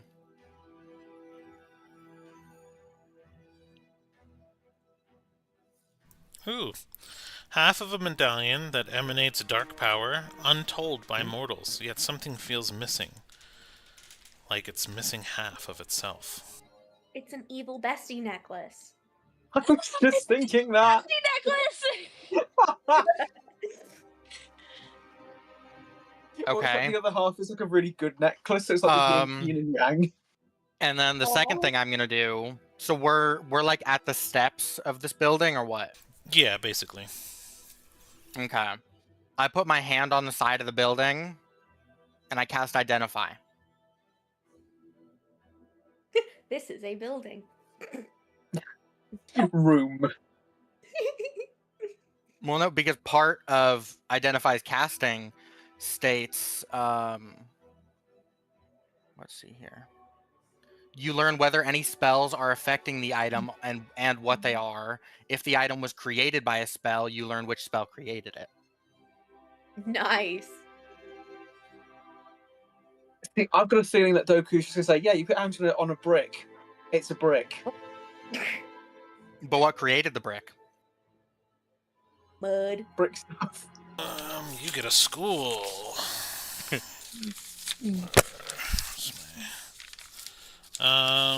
You're not familiar with it.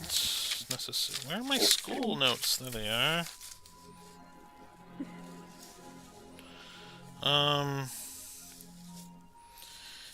You cast Identify, and you realize immediately that this was created magically through evocation magic.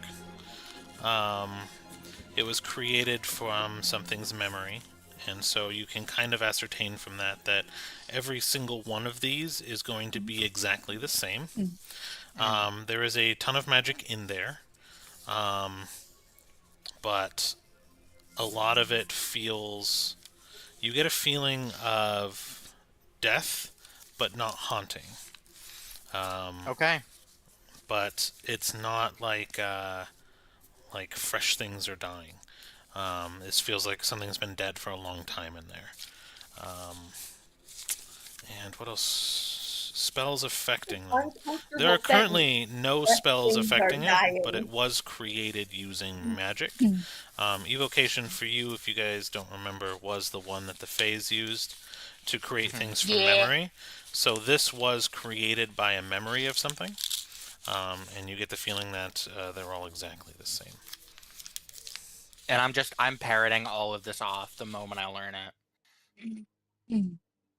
Ah. I'm still Interesting. telling the fresh things are dying.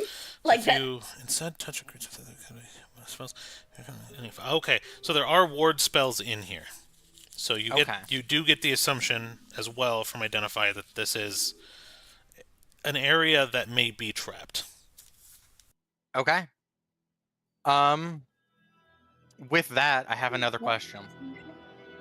Okay. Is the door in front of me closed, or is it open? No, it's just open. It's just When I look into the hallway, do I see any traps with my 120 feet of true sight?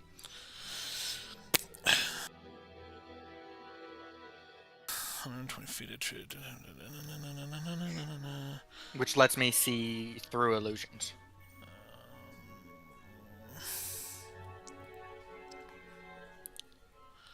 No, not from this angle. Okay. You Love it. Yeah, you don't. Yeah, not from this angle. And again, I'm just parroting all of this off, and I just go, and it seems to be heavily trapped.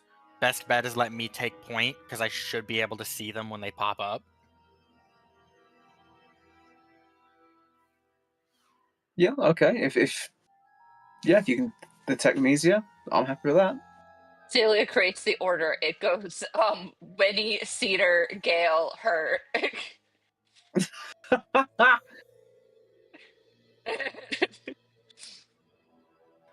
Why am I just seeing like Celia And just like I mean, and of driving course, into that's the if line? we even decide to go in at all. The problem is that would you be able to make it over the mountain range if we tried going up and over? I mean, you never know. Well, yeah, but we don't want to do unnecessary risks, and you dying to the elements isn't exactly what we are wanting out of this trip. Valid. So maybe we find some useful stuff in there. Yeah. Yeah, or at the very least, it could end up being a path through the mountain, saves us a bit more travel. Yeah. Secret tunnel. Secret tunnel. Through the mountain! Secret tunnel. Yeah. Thought I had a better picture. But... So I'm looking for a better picture right now, but oh, here, actually I do. Never mind. That's going over my head all week now. Thanks, guys. You're welcome. It's the best song ever. All right, so Yeah, I this was is gonna our. say there's 10 times worse than Secret Tunnel. Oh yeah. Like Smoochy Girl has been in my head. What? Days. Ooh, It's a song by Ash Nico. haven't listened to that one yet. I mostly listened to I've got the no idea who this. Weed I've Killer. got no clue. I dig most of Ash Nico's music. There's just something about it. Just... Got Anyways, no clue who that is. I like Ashley though. You will learn one day. All right. No, I won't. I'm an idiot. No. So this is our general entrance here. So each square actually is going to be not this one doesn't have grids, but just as a general idea, because the one below it has grids. Each square is actually about 20 feet. So all four of you could potentially fit on one square. Okay. Okay. So 120 feet, 40, 60, 80, 120. That would be 6 squares. Yeah, so it would probably... I'm just going to put your character there or not because I have to fix the layer. Give me 1 second. You disappeared. Order. Bring to the front. I jumped into the rift again. Sorry, You guys. jumped into the rift. Okay. So 100. So from entrance to 120 feet, it is to about right there, where I put your character. All right. So what this is just a giant building, and it's even bigger on the inside. As it kind of goes into the mountain. Yeah, I know. I did it for you because you're the Brit. Remember, this whole area is designed for you. No, but Oh my gosh, it's the TARDIS temple. it's a TARDIS temple. So what you actually kind of notice is that it's very dim lit or dark here. There are lights or lanterns that do seem to be lit, but they are emanating kind of a dim blue light. They are not blue flame, though. They are not spell plague. You can tell that just by looking. These are natural flames. They are burning hotter. Very, very, very hot, which is strange because the rest of the world, the fire is dimming. Right? So fire does seem to be prevalent here. It's actually warm. It's very comfortable considering right outside and above you, maybe a couple hundred feet, is this giant storm that is raging and blowing bitter cold. But it is kind of a bridge You can see a stairwell in the distance that kind of goes up, but you are on a raised bridge, and there's nothing but a pit of black to the left and right of you. Real sense of deja vu from this.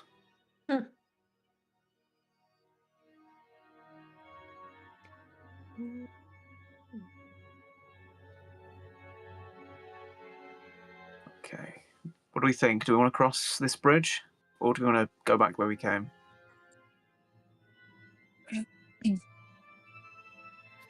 Celia kind of just glances over at Winnie to see if Winnie sees anything with this dang bridge.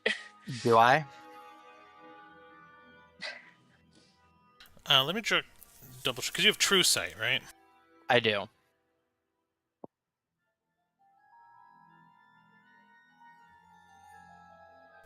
Usually within 30 to 20 from time, could you see through illusions, visibility, no magical darkness, normal / magical darkness, and shapeshifters disguise as ethereal plane. Okay, so what you can see, what no one else really can, is off the edges. There are. It's just darkness. You guys can't really see. Oh, someone turned the camera off. Yeah, I'll just be 2 seconds. I'm still in the room, but I'm just gonna. No worries, Yeah, you're good. I'll just be 2 seconds.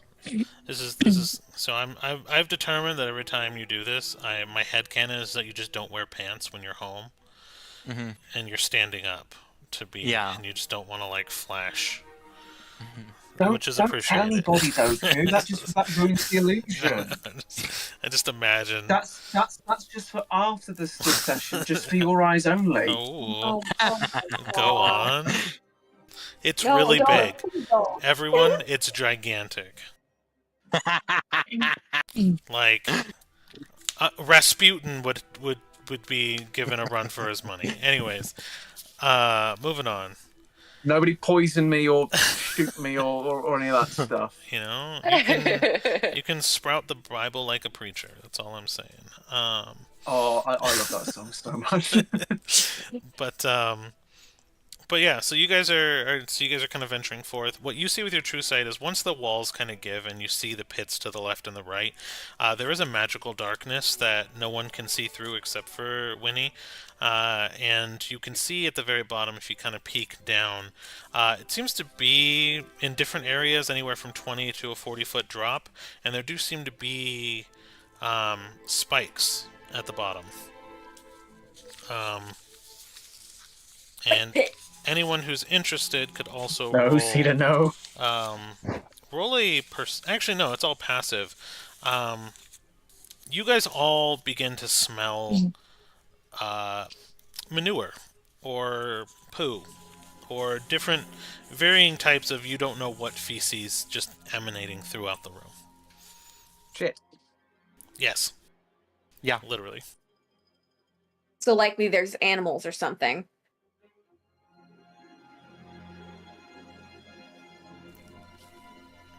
Okay. If someone looks up, will there be like bats hanging from the ceiling or something? There are. Yay! It's guano. I like that. Celia kind of just tosses a rock out onto the bridge. Actually, that's not a bad point. I thought you meant at the bats for a second. And I was like, why? You're not gonna go and try to hit the bats. When I was a kid, I loved taking grapes and like whenever there was bats around, tossing it in the air and watching them dive for it. That was so fun. That does sound fun. Yeah. I like that. They're just hanging out. The sound of the rock hitting the path farther on echoes through the cavern and actually will then scare the bats, and they probably about a few hundred of them will start to mob and fly over your head. Some of them like smacking you in the face as they go by, and you like kind of dodge them, but like hundreds of bats, because of the echoing sound that was just created from the rock hitting the path ahead, will startle them, and they'll all kind of dart out into the outside world. And then immediately they begin to fall to the ground because it's freezing outside, and they go to sleep. Can I go pick the bats up and bring them back inside? Cedar now proceeds to spend the next 4 hours picking up hundreds of bats and bringing them inside to be warm. I don't want them to die, okay? They're gonna freeze and get hypothermia! And in that 4 hours that Cedar does this, what are you guys doing? While Cedar does that... Actually, sorry, did y'all have something y'all wanted to do? No, I'm picking up bats. I meant the other two. I know you're preoccupied. Gale will lend a hand and help with the bats. Yay! In which case, then Celia will stick with Winnie and trying to figure out the bridge. So Winnie's gonna go over to Celia and go, so I have an idea, and up front, it makes perfect sense, no flaws. Then you dig deeper and realize nothing makes sense anymore, and realize it doesn't technically make perfect sense. And that is the fact that I no longer touch the ground. So technically, I should be able to cross the bridge, no issue. Very well. You can use you as But a test subject. Just in case it doesn't work, she ties a rope around her waist and hands you the other end. Is there a rock that I can use also as leverage? Because I don't actually have a high strength stat.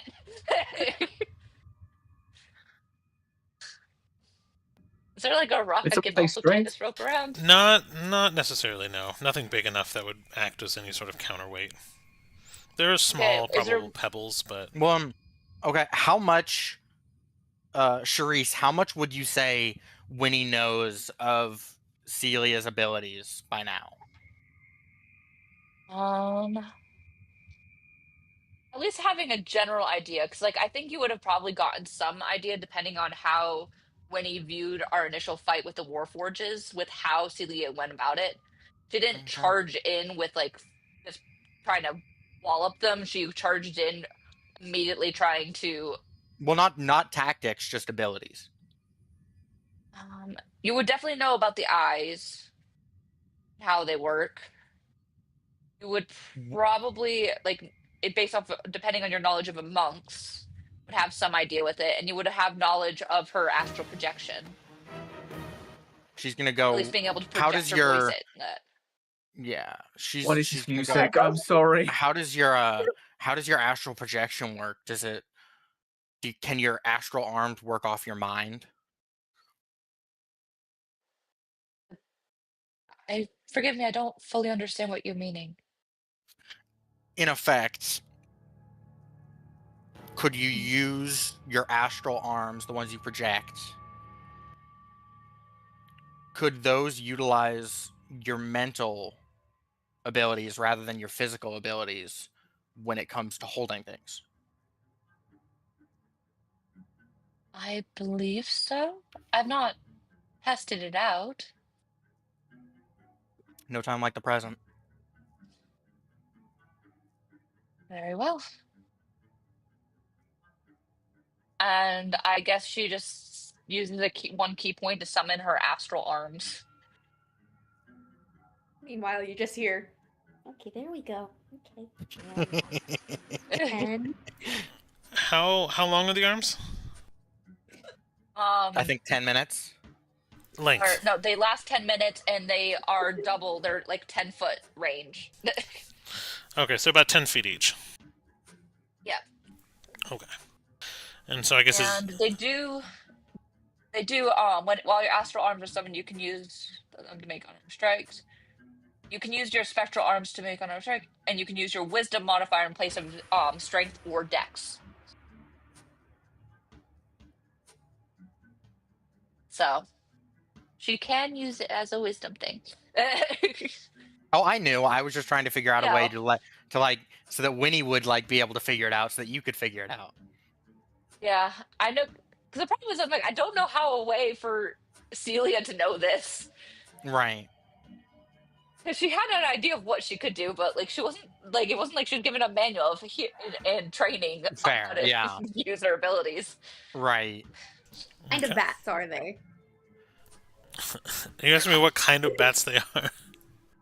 I want to know. You can't put bats in a scene where one of your players is obsessed with biology and not expect to have me ask these questions. Yeah, that's entirely on you, Doku. Exactly.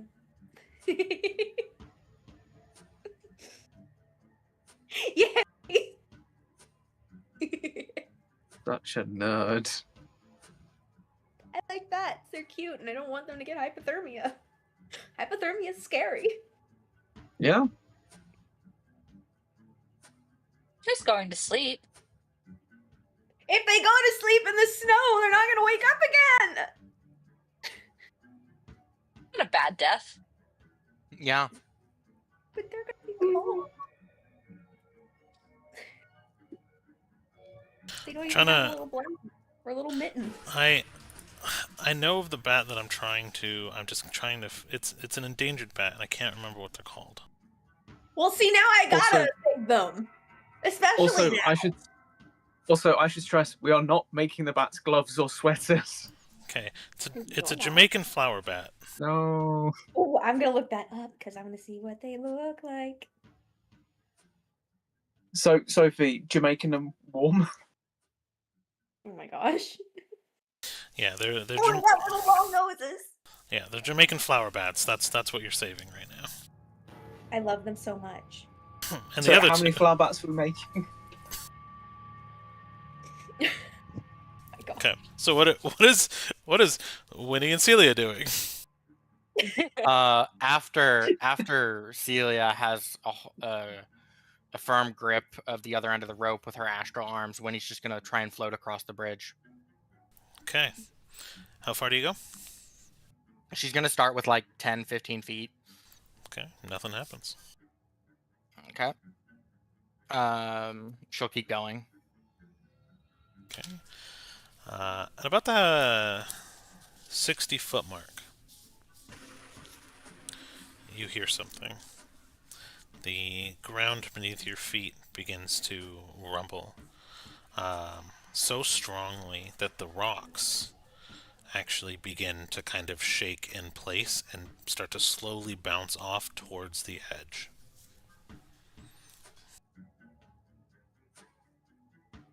Winnie immediately goes and Celia's? surveys the area.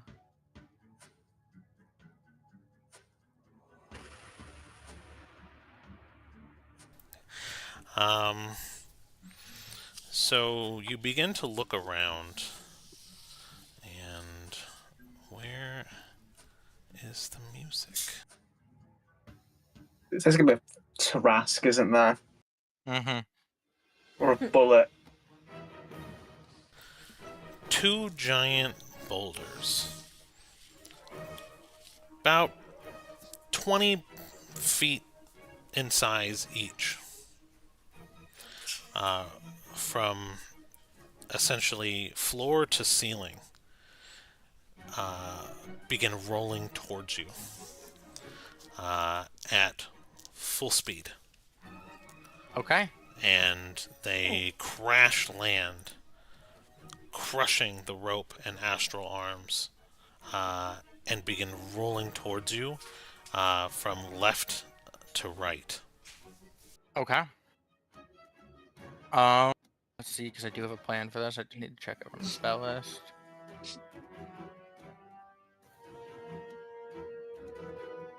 Could do that.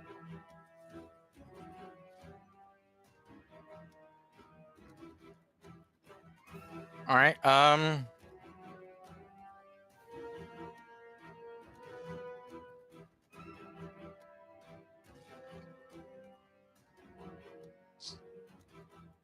right. I'm just gonna make a quick decision because that's what my character would have to do. She looks at the one, like if she were to the one coming at her as if she were to continue down the path, Okay. so not going back but going forward. Mm-hmm. And she casts Disintegrate. Okay, let me double check something. Okay. So it's not going. It doesn't. There's no point in having. What would be the save? I don't think a rock. Dex save. Yeah. What am I saving against though? 18. Oh, okay. I don't think that's gonna matter unless I roll a 20. I mean, I rolled a 16, but a rock's modifier on Dex is gonna be 0. So Right. not a bad roll. No. So go ahead and roll your damage. Okay. You know what? No, I kind of do want to roll it out, so we're gonna roll it out. Roll it. Roll it.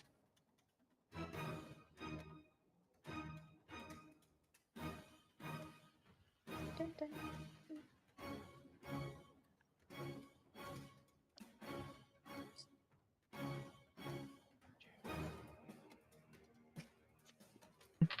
87 damage. Nice. Damn. So this boulder and rock is actually made of, it's heavy, but it's a softer stone. And what ends up happening is these silver tendrils kind of come out of your fingertip as you just kind of point at them to kind of disintegrate, and they make impact with the rock, and the rock chunks away and hits, and takes a large chunk out of the boulder, but it still remains in one piece. Roll for me. Roll for me in acrobatics. No.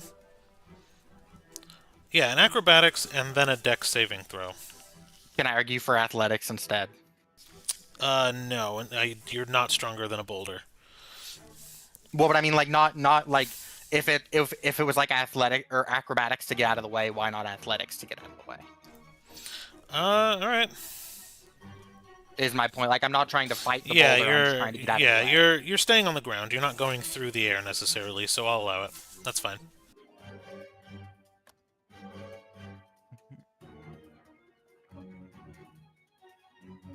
$22. 22. Okay. Now I need the dex save. Okay. How many dex saves? Just one. Okay. 18. Okay. So you fire off a disintegrate spell, and it chunks away a very large chunk of the rock, but it's still rolling at you. And in a split-second decision, you decide to jump into the path of the boulder, where this chunk that you just made is, and you perfectly hide in the chunk of the boulder that you just took away as it rolls That's what I was going for. over your head. It does smack the top of your head and kind of knock the wind out of you for just a brief moment, but you mostly escape scot-free. Okay. Roll a perception.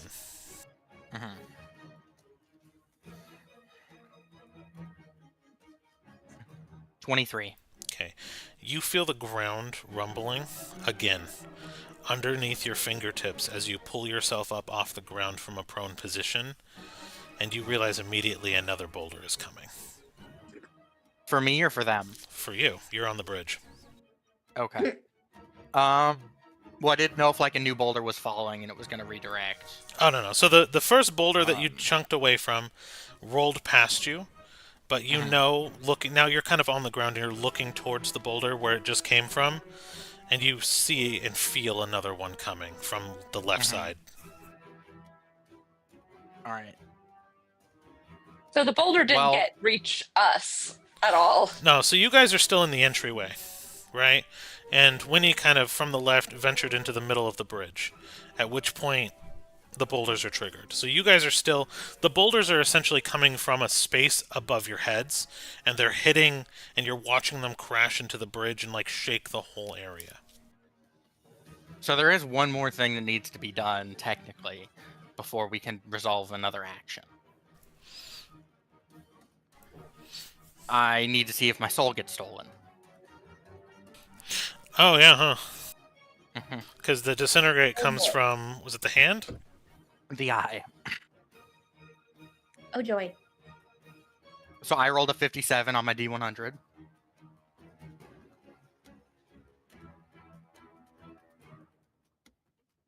And now what do I have to... You had made it 5 D100s to try and meet my number, I believe.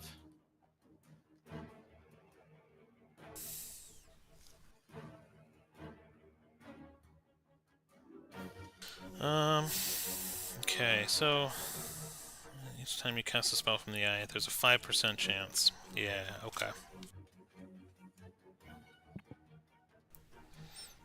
Alright. So let me roll.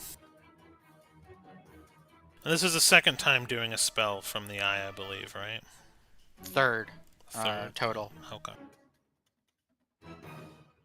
First time was in the training when I destroyed the Warforged. Second time was on the boat. Third time is now. Okay.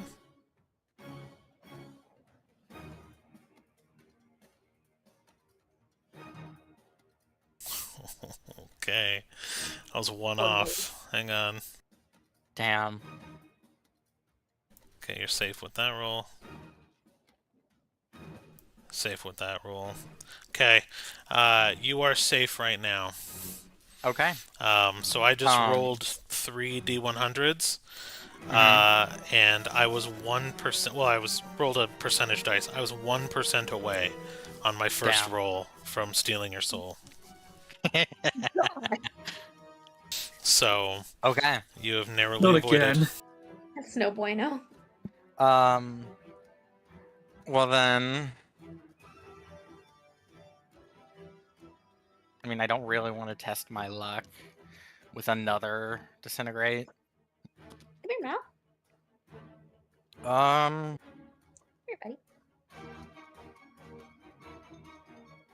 So in a quick moment, she's gonna do the. Ooh, actually, I'm gonna do that. That would have been. That's very smart. And this comes from the hand, so it won't cause that. I cast slow on the other boulder.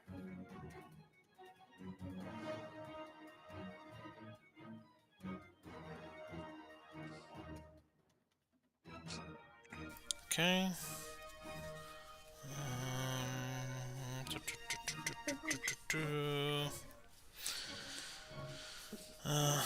You alter the time around up to 6 creatures of your choice.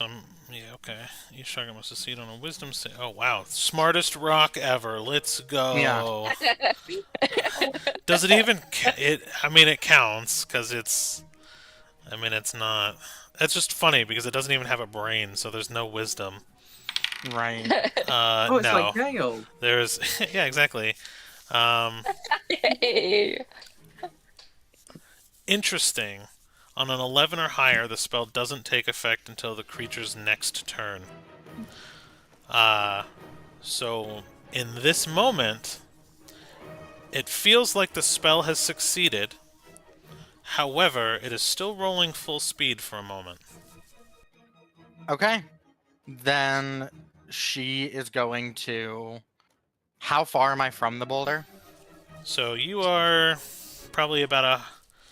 So it just kind of crash landed down.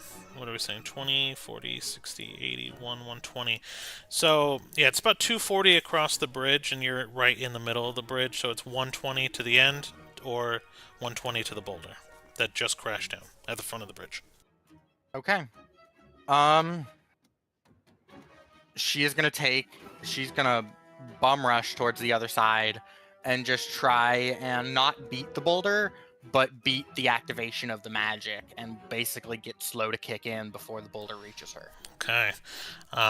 So what I want is this give me one more athletics. Okay. Let's see if you dash out the other side. Okay. That is a 10, which is not great, but my athletics is a +7, so 17. Okay. So you make a mad dash towards the other end of the bridge, and you are huffing and you are puffing, and the adrenaline is running as this boulder gets 3/4 of the way. You're at kind of near the edge of the bridge. It gets about 3/4 of the way. It's almost on you as the slow spell kicks in.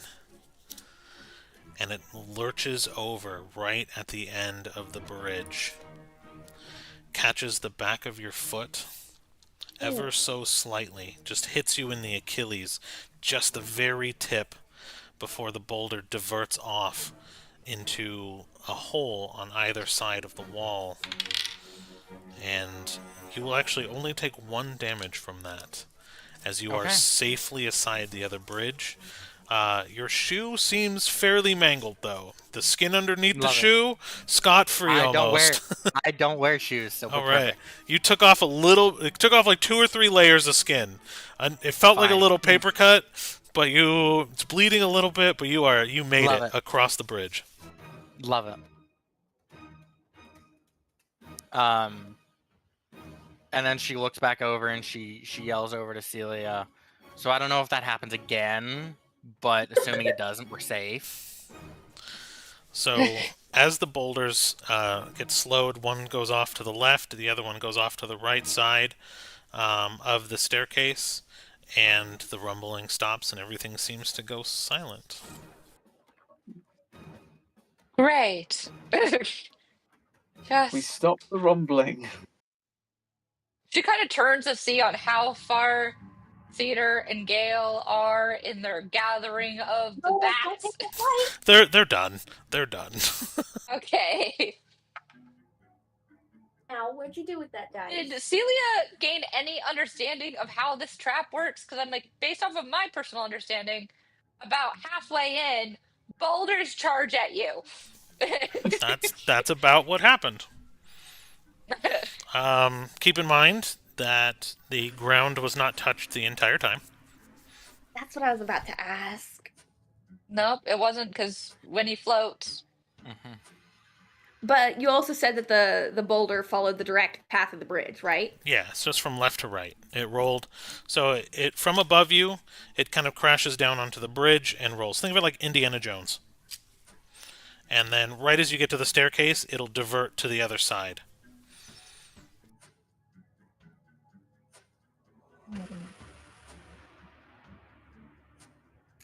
Okay. I want to try something. But I'm nervous. Nervous. Nervous. How much? Okay, yeah. No, I think this could work. I'm gonna have Cedar kind of look at the area, kind of memorize her path. And I'm gonna have her fly over the area. However, she's not gonna fly over the bridge part. Immediately, Celia activates her astral self. She's like, oh, frick. She got an idea. He got an idea. Okay. So you are going to fly over the dark pit to the left or the right. Which side do you want to go on? Right. Perfect. Okay. So you begin to kind of fly around the outside. And you can kind of... It's really just an artificial darkness. You can't really see down at all. You know from Winnie's description, though, that there are spikes seemingly at the bottom of the pit. And let's see. What's your flight speed? Be the same as my walk speed unless I dash, which I think I do. I do dash. I dash. Okay. Mind you, Celia's now, before she, like, the minute she sees Cedar taking off, activates her astral self and is fully prepared to dash out and grab her with her very long arms. All right. So I need 3 dexterity saving throws from you. Hey Rain, how much does dash add to my speed again? It doubles. It doubles it. So from Doubles 30 it. to Sweet. 60, Sweet. 60 to 90, yada yada, or 60 to 120. Yeah. So yeah, I need 3. Okay.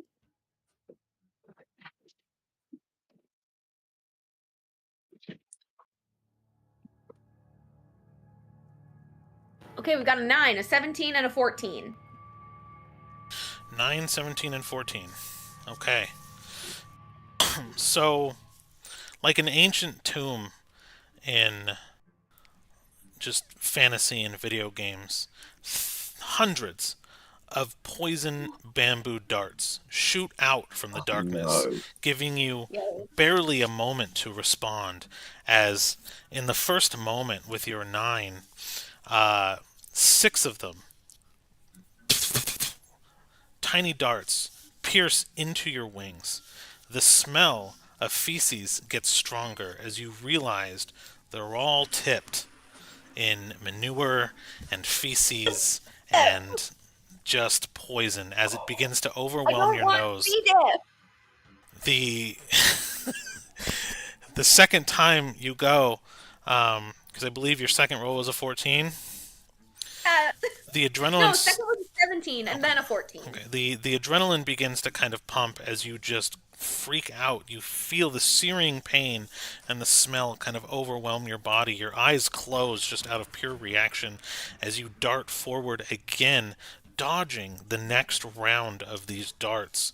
But right as you're hitting the threshold and diving into Winnie's arms almost, another round of darts you can hear as they sear into your legs and just begin to puncture halfway in and halfway through as you are just peppered with 12 to 16 darts more.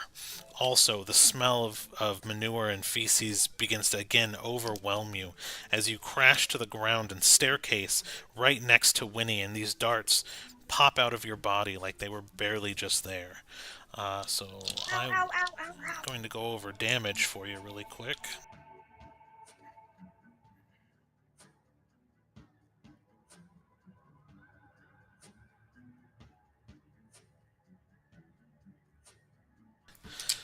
So 20.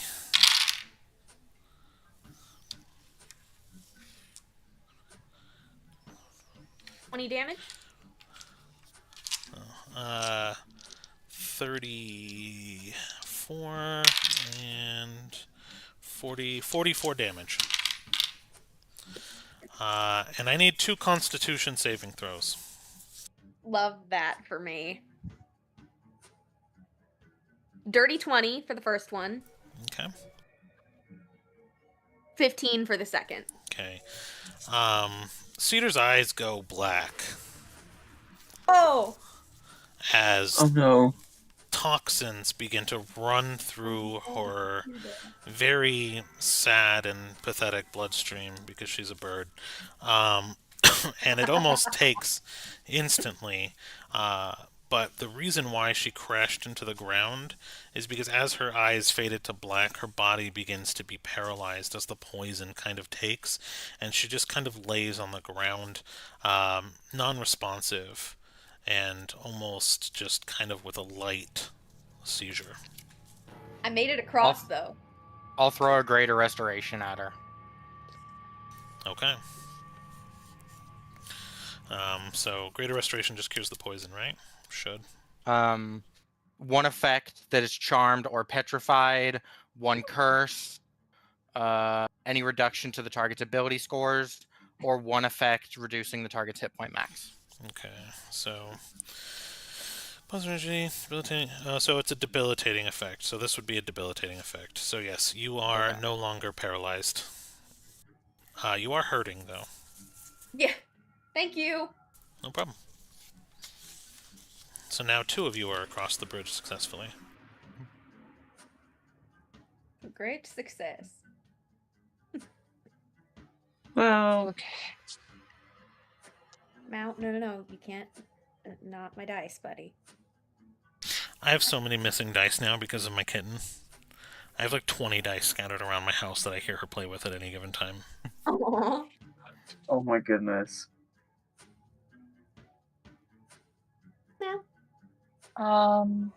Let's see. Sorry, I'm just. Okay. Where's my jump thing? Well, okay, question. What are the walls like in this place? Are there walls circling the entire cavern? Yeah, so basically, these pits from left to right, so you can't really see. So to the left and right is more underground structure. So what you have is in front of you is a bridge. It's made of stone. To either side of the bridge is about 40 feet of just darkness that spans the entire length of the bridge. You can see down and see that there are spikes at the bottom of the pit. And then you can also see tunnels leading away from the spike pits further into the north and south side. So the structure Okay. that you can see in the map that I have shown above you, you can kind of see, but that's the lower level. Okay. Everything else is just bridge and black, and then the roof above your head is probably about 40 feet. Okay. Okay. How big is the boulder? They're essentially, tall? they're two, they're two, I think more like discs. They're 20 by 40, essentially. They fill the space. And there's two of them that go out. One for the left side of the bridge, one for the right. Is the 20 tall or 20, wide? 40 is tall, 20 is wide. Okay. Definitely not gonna have that. Right? Because... Quick question. Rain, help me calculate my jump height. Why? You can run on walls. I can run on walls, yes, but I don't know. Where are the darts coming from on the walls? They came from the floor. So they Came from the floor. they came from the darkness. I don't want to do that. It's probably the best way to do it, though. Okay, I guess Celia is going to... She has her astral self there. And let's see. And she's going... With that, it does make it so she can actually see into the darkness, because she can see both magical through magical and non-magical darkness. Yeah, so you'd Her be able to astral see self. And she's going to make a dart along the wall.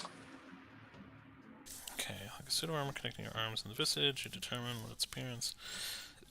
Yeah, because your astral stealth is empowering your arms, I'm assuming, and you're kind of running along the walls. Well, no. As a the ninth astral level self monk, covers- they can. As a ninth level monk, monks can run on vertical surfaces with no issue. Yeah, I'm trying to determine the astral self, because you're okay. Because I guess Astral self, I thought would cover the entirety of self, because the arms Not yet. It will, yet? but not yet. yeah. Okay. You can see normally in darkness both magical and non-magical distances. Body of astral self starting at level 11. Astral arms, if it's summoned, you can use the body or astral self to appear.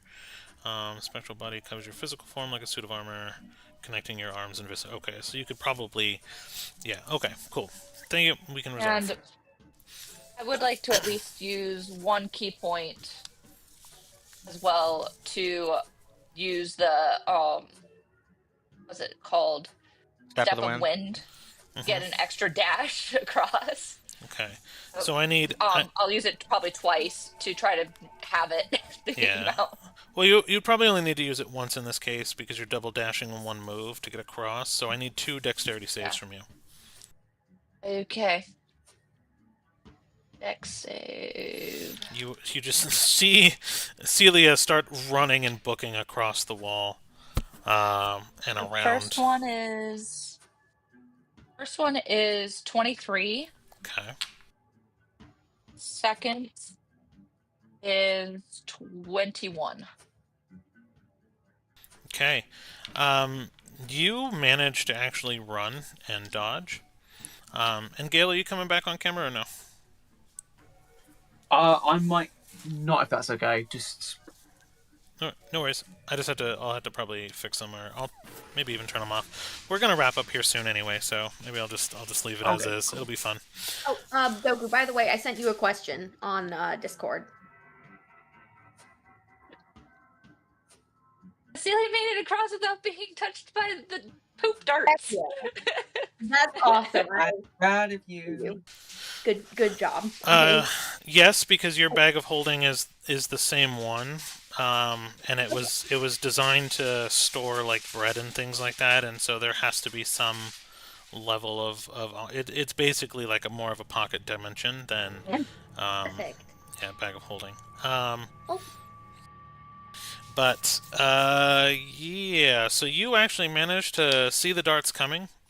The save for you is a little bit easier because you had the astral self. You can see the darts coming, which gave you more time to respond, making you agilely dodge all darts that came from the darkness, and you make it across the bridge safely. Nice. Heck yeah. Gale's turn. Oh, Oh gosh, here we go. you got this. Right, so Wait, I think the Gale best way I doesn't can have do- Gale does have dark vision, right? Mm-mm. No, Yeah, he's not goggles. that virgin, has he? It's a magical darkness anyway.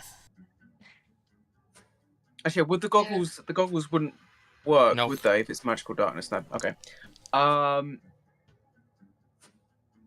Yeah, I'm trying to think the best way to do it because he can't run on walls, so he can't do the. You can fly, but the Ceiling problem is method. that if you fly off the bridge area, Yeah, but that is the at only the same thing. time, you're going to have to fly off the bridge area with the boulder. Yeah, because I can't fly over it, can I? Because the height wouldn't match up. Um.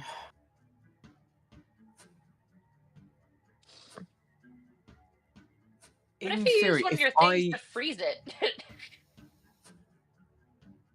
I could do, but there's also the area of effect that would be quite big if memory serves. That could end up affecting you guys as well.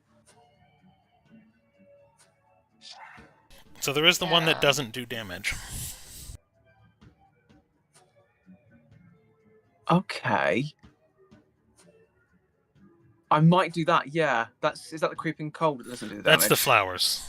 That's the flowers. So It's the flowers that basically, doesn't do damage. it just creates it creates difficult terrain of jagged ice and stone, but you are able to navigate it without any sort of issue. Okay. Yeah, in that case, yeah, you sort of see Gale sort of reaching out with his two hands. That's which nicely does this. His eyes sort of turn white. But anytime he's going to use like ice magic, I think his eyes are going to turn sort of white. And yeah, like these sort of jagged bits of rock and ice are going to just sort of jut out. I'm just explaining because Sophie wasn't there for the explanation for it. And to the folks at home as well. And yeah, like when he's done, he just sort of walks over and just like just walks across, basically, Okay. unless the boulders appear. The boulders do appear. So you are going to. So how this will kind of work is that you guys will see a field of ice flowers appear, and every wall, every floor, every ceiling begins to cover in ice-shaped flowers before you just hear a large cracking sound, and the walls and ground and earth and everything just begins to kind of shatter as jagged bits of ice and sharp, like almost obsidian glass like edges poke out everywhere and create a difficult terrain to navigate. But you see Gale almost walking through this unaffected. Now the rumbling does start and the boulders do clash at the ground behind you when you're at the midpoint of the bridge, but they are significantly slowed down by the difficult terrain. However, you will still need to make either an acrobatics or athletics, whatever's faster, because they will catch up to you, but they are going a lot slower. You begin to kind of dash and run, unhindered by the difficult terrain. Cool. I'll go acrobatics because I've got the better score in that. That's gonna be a 19. Okay. Yeah. So you begin to kind of run and noticing that the boulders do clash behind you, and you dart and run, and you are just booking as fast as you can as the boulders try to gain more and more momentum just to get hindered more and more by the terrain. Right as you put your first step onto the staircase, however, you also get clipped by the boulder. Now it smacks you dead in the dead square in the spine and back, and your wings, made of ice, make a cracking sound as splinters of red blood from your back actually begin to kind of permeate through the wings. They have a glint of red. So you get kind of just chunked a little bit by it as you take your first step off, but you make it off mostly unscathed. 8, 9, 14 damage of just pure blunt force hitting your back. And you guys all make it to the staircase. So once Gale crosses, I pop the 3rd level spell Aura of Vitality. And then I'll pump 6d6 into Gale.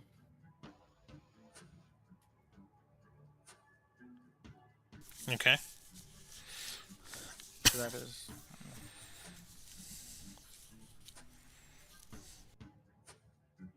This is overkill, but 24 healing. That would also affect Cedar, wouldn't it? Oh, yeah. But she gets the other 14d6. Okay, perfect. Dang. Thank you. No. Okay.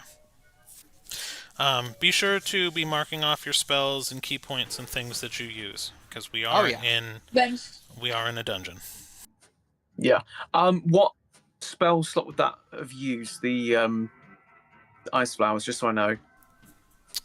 Nothing. There was no effort. Huh. You cast it at will, and it did not miss. I keep forgetting these don't miss. Cool. Okay. Great. Rain, how much healing would that be? Oh, you got full. I got to like 8d6, and you were already over 44. Oh wow, cool.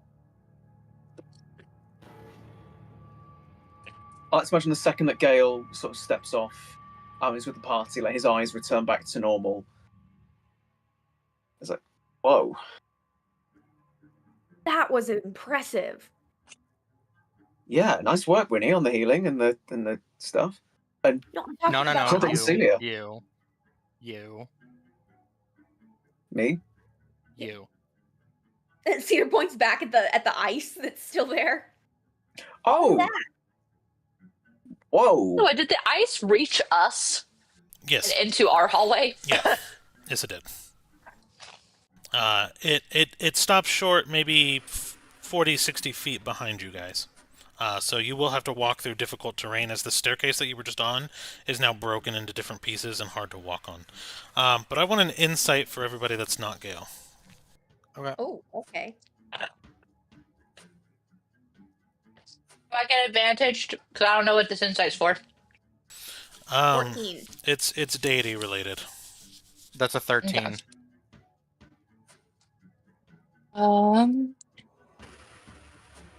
Hold on.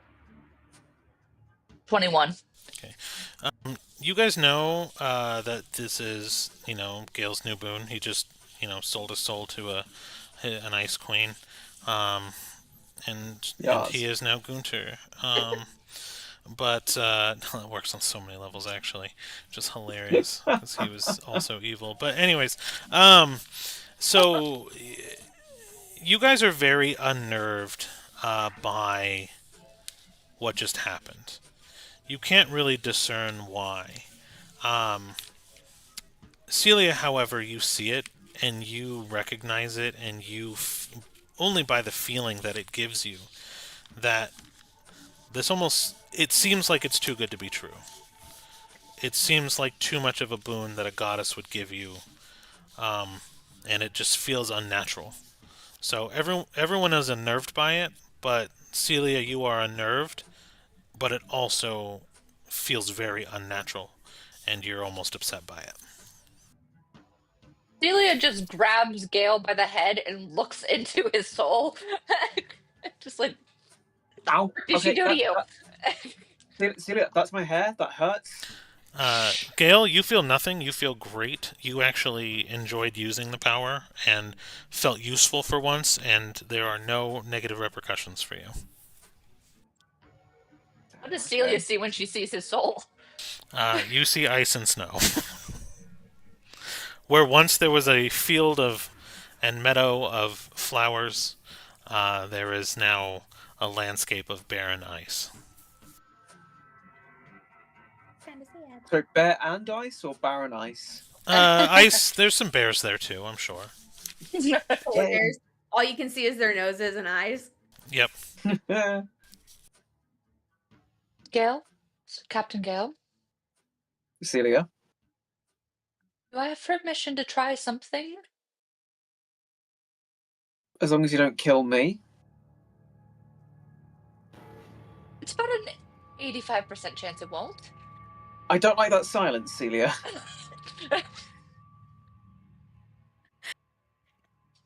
I'll take that as a yes. And I'm gonna actually take my astral arm and try to poke his soul. Okay, you need to know what consent. Ah! No, nothing really. You just feel a little cold. And she kind of pulls the arm back out. Will be good.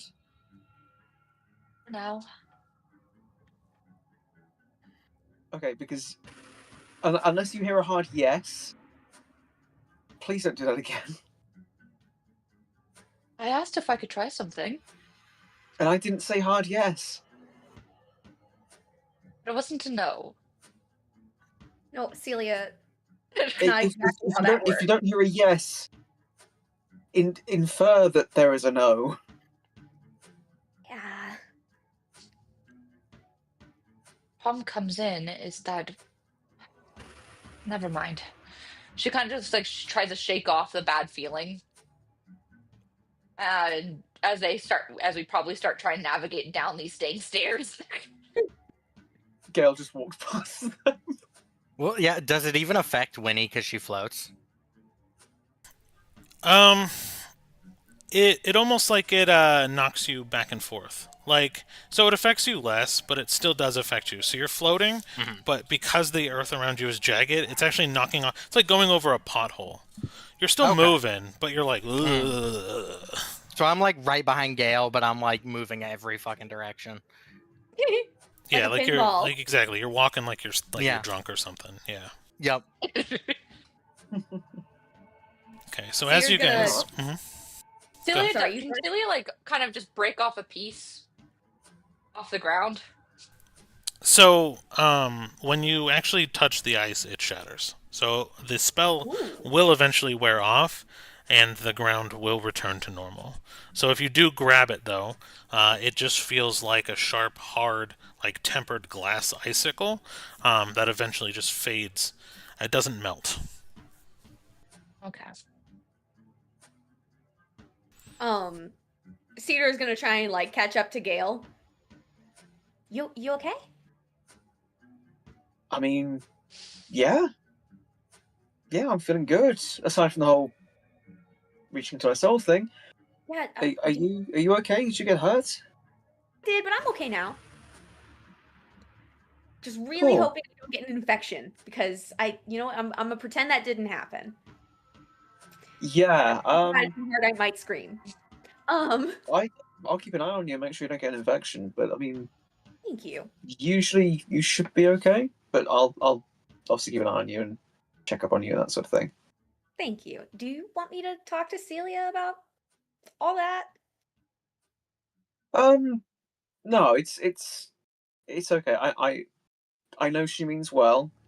I know she's just checking on me to make sure that this goddess isn't corrupting my heart or my soul or whatever.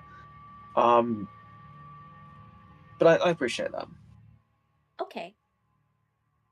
And as we're walking, you hear a squeak from Cedar's satchel. She just keeps Cedar? walking. Gale? What's in your satchel? Wizard stuff. Okay, but wizard stuff doesn't normally squeak. Would you believe me if I said it was the pseudo dragon? I think we both know the answer would be no. And she just kind of reaches in and she pulls out a bat. I only got two. I only put 2 of them in there. Cedar, It's why really are you putting 2? Okay, but we They're can't just. endangered. Yes, and this is their natural habitat. We can't just take them out of it without. These mountains are new, so I don't know what happens when we fix everything. Do the mountains go away? And if so, what happens to the bats? If I bring 2 of them, I made sure this one, his name is Timothy, and then there's Stephanie You've named. in the bag. You've named them. Timothy You've named them. And if I bring 2 of them, then we can find another mountain range that's more permanent, and we can make sure that the species continues. Okay, but wouldn't that be like a problem with like inbreeding and that sort of thing? Because it's only 2 specimens. Maybe, but I can't fit that many bats in. I don't think I should bring more than 2 of them into my my bag of holding, which is where I was going to put them next once they warmed up a little bit.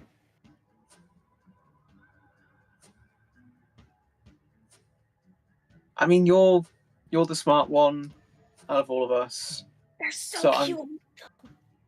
They kind of are. So as you guys continue to talk and walk down, probably about another 60 or 80 feet or so, Same order. 20 meters, same order, it opens up into a large chamber with huge giants statues. So they are statues of giants. So this roof now is probably about 200 feet tall. And you walk into the room, and there are 7 giants statues. So they're giant statues, but they're statues of giants that are giant. All right. So just trying to get the image. Each one will have a hand-carved kind of marble name placard in front of it, and inside that name placard, in 6 of them, is what looks to be a spot that will hold a hand-sized something.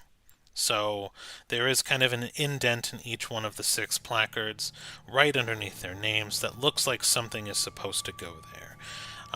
There are doors that are open to the north and to the south.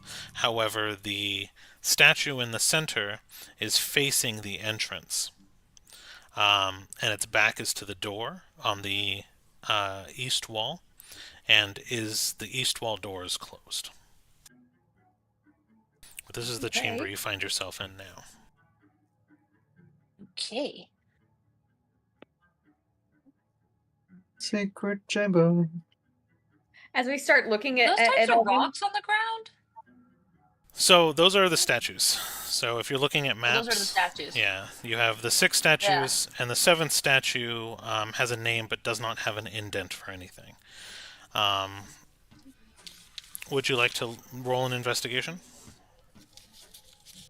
Yeah. I'm assuming so. All right. Same. Go on ahead. Also, while everyone starts looking at the room, Cedar's gonna just very discreetly slip both of the bats into the bag of holding. 12. 10. 21. So you guys are kind of... 10 also. 10 also? Okay, so everyone's kind of looking around the room. You guys kind of find yourselves at the giant statue, trying to figure them out, because each one kind of has their own name. Everyone, including Cedar, realizes that they all seem to be kind of associated with maybe like an element. And so you have...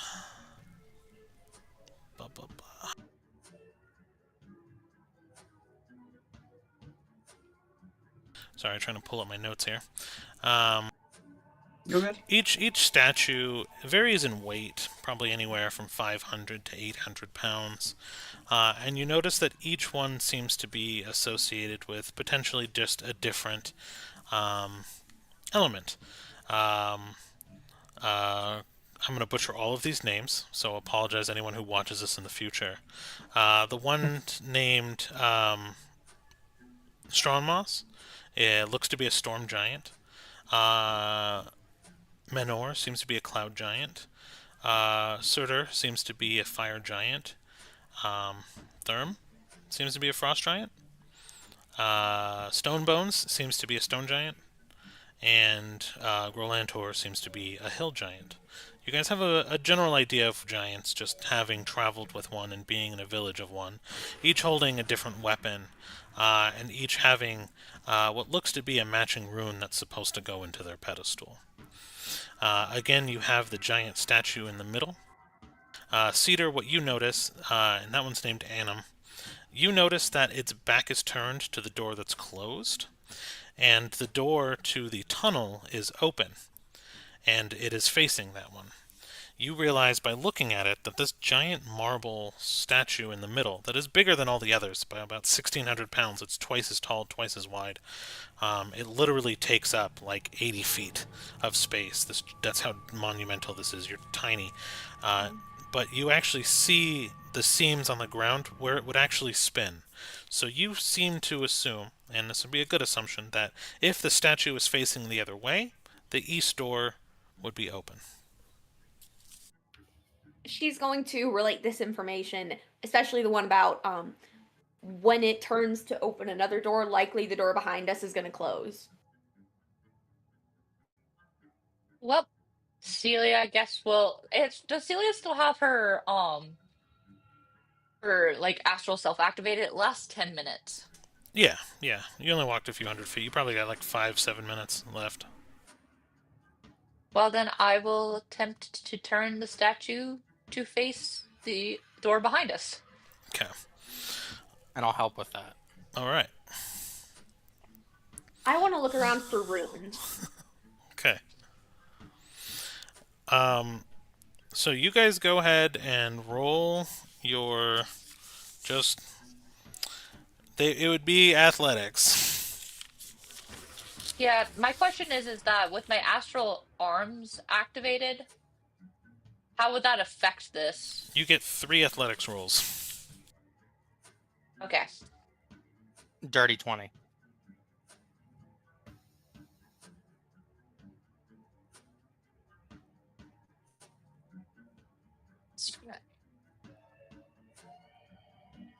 That's 14. For all 3 rolls?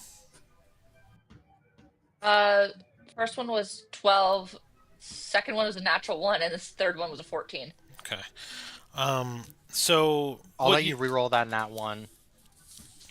Okay. Nat 1 is now... Nat 1 is now 19.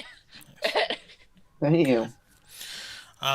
So just to give you guys a little bit of another kind of monumental, how big this statue is. It goes probably 100 to 200 feet into the air, and it itself at its base is an 80 foot to 80 foot. The diameter of the circle pedestal is 80 foot long. So just you guys being your size, taking up parts on each side, like 5 foot, right? You look like tiny ants trying to spin the statue, and you put all of your might into it. And even with the astral arms pushing their own independent strength, the statue itself does not budge. A little bit, a grain of sand will fall out from the seam, but that is about it. You said this statue is made of stone, right? It is made of stone. And the east door is the one that's closed, right? Yes. And the statue is facing west. Okay. I'm gonna have Cedar kind of be like, wait a minute. She's gonna kind of come up to it, kind of feel the stone, and I want to have her use geomancy. Not to turn the stone? Not to shape the stone, but to kind of manipulate it so that it turns, so that east door is gonna open. Because I think the runes are in there. Okay. So you will cast geomancy. At what spell level do you want to cast it at? I'm gonna, since this is very big, hope this isn't a mistake. I'm gonna cast it at 5th level. Okay. 5th level geomancy. It's pretty good. Become tough. the first stone bender. Interesting. Let's see what happens. There it is. So, What it's gonna sound like when one of you finds it. I seriously need to rewatch the show. It's been a minute since I've watched through the entire thing. you do. I do it once a year. It's worth it. Aww, I like Oh that. yeah. What is wrong There's with you some of them. people? I'm blind! Blind! Okay. So something very interesting happens. As you cast Geomancy to try to spin the statue, there is a resistance there that you did not expect. As you hear a whirring, but it's not mechanical. It's a whirring of arcane, as the magic of the stone pedestal that holds the statue begins to fight back against the geomancy spell and shoot it right back in your direction, splintering the ground at your feet and spinning it around in a whirlpool of stone as all of the stone around goes flying around the room and begins kind of embedding itself into the walls at the force at which this geomancy spell just got reflected back. And I want a Damn dex it. saving throw from everyone in the room. Okay. Dex save. So mad. That was such. I thought I had a good solution. Another dirty 20. Okay, you're fine. We've got Dex. You said save, Dex? Dex, 23. you're fine too. That's a Yes, 12. Okay, you're not as Oh, fine. no. Yeah. Oh, no. Sorry. You've killed Gale, Cedar. No. It's just You've punctured his wings. They're now worthless. it's just 5d6. That is 26. Okay, you're fine too. Gale. 10, Yeah. 11, 12, 13, 14, 15, 16 damage as these stones begin to fly around the room unexpectedly. Some of them catch you off guard, and some of the smaller stones you can kind of hear hit your wings and kind of resonate like with a tinkling. But then a large one that's about baseball size nails you right in the face, cracking your jaw as you take 16 blunt damage. Would I be able to use my reaction since I'm standing next to him to use deflect missiles? So you are at the stone statue. I do not believe he is. Okay. So I don't We believe... didn't move the character, so I didn't know where he was. So you were here. Gale was kind of investigating. So I don't... Because these are a little bit bigger. So Yeah. you're probably like... What's the range on deflect missile? I actually don't It's know. literally just immediate, whatever she can grab. Okay, so yeah, you'd probably be about so it'd 80... be my range. Yeah, you'd be about 80 feet Yeah. away. So it'd be a little too far for that. Okay, never mind. No problem. Just wanted to see. Cedar's gonna run over. I am so sorry. I'm so. Oh my gosh, I'm so sorry. It's fine. It just relocates his jaw. I did not know it was gonna do that. I'm so sorry. It's fine. It's fine. I can heal. Can I explore the other rooms? You can. I'm gonna go into the room underneath, south. To the south side. Okay. So, we'll probably end session after I give you a description of the room. Okay? Okay. So, you go to the room to the south, and the doors are open, right? There's nothing bothering you, and you kind of peek in. There's no malice coming from the room or anything like that, but what you see is probably hundreds of spirits sitting in bleachers, staring at what looks to be two stone slabs. To the east side of the room, there is a throne with a giant spirit hill giant king. He probably stands, 20, 30 foot tall, sitting in this giant throne. And all the other spirits that are watching these two stone slabs are, humanish size, same shape as you. On the southernmost slab, there is actually a spider creature.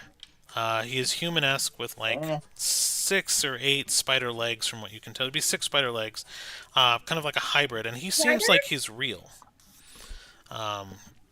Unlike the spirits. And what he's actually tossing in his hand is a baseball-sized rune. As he's tossing it up into the air and catching it, and he goes, "Is there no other challenger?" As he's kind of trying to rebel-rouse the room as the crowd kind of erupts. And Right. that'll probably be where we end the session. Okay. Nice. I'm The intrigued Hacky on the Sack game. Championships. Yeah, I'm intrigued. That was a fun session. That was awesome, dude. Yeah. I can't wait That was to very, get very into fun. this. This is going to be super Same. fun. This is so fun. Dude, this dungeon looks awesome. Thank you. Feels like it's been a hot minute since we've had puzzles. Yeah. It's been a lot of Did you like... see I know, I the enjoyed light in my going eyes through when I realized we got another puzzle room. Yeah, it's great, because to get the other rooms, there are puzzles. And I designed almost every single one. Oh, I'm very excited then. But Man, I for anyone who's still watching, thank you for watching. Thank you for Yes. watching, y'all. Thank you for people Thank who you for chimed sticking in. around. Thank you, hashtag, for the comment if you're still around. We'll pick on Cedar less probably next session. We'll be a little nicer. No, we Maybe a won't. little nicer. Like and subscribe, whatever. And we'll see you guys soon. See you next time, guys. Take care and be Peace good out. people.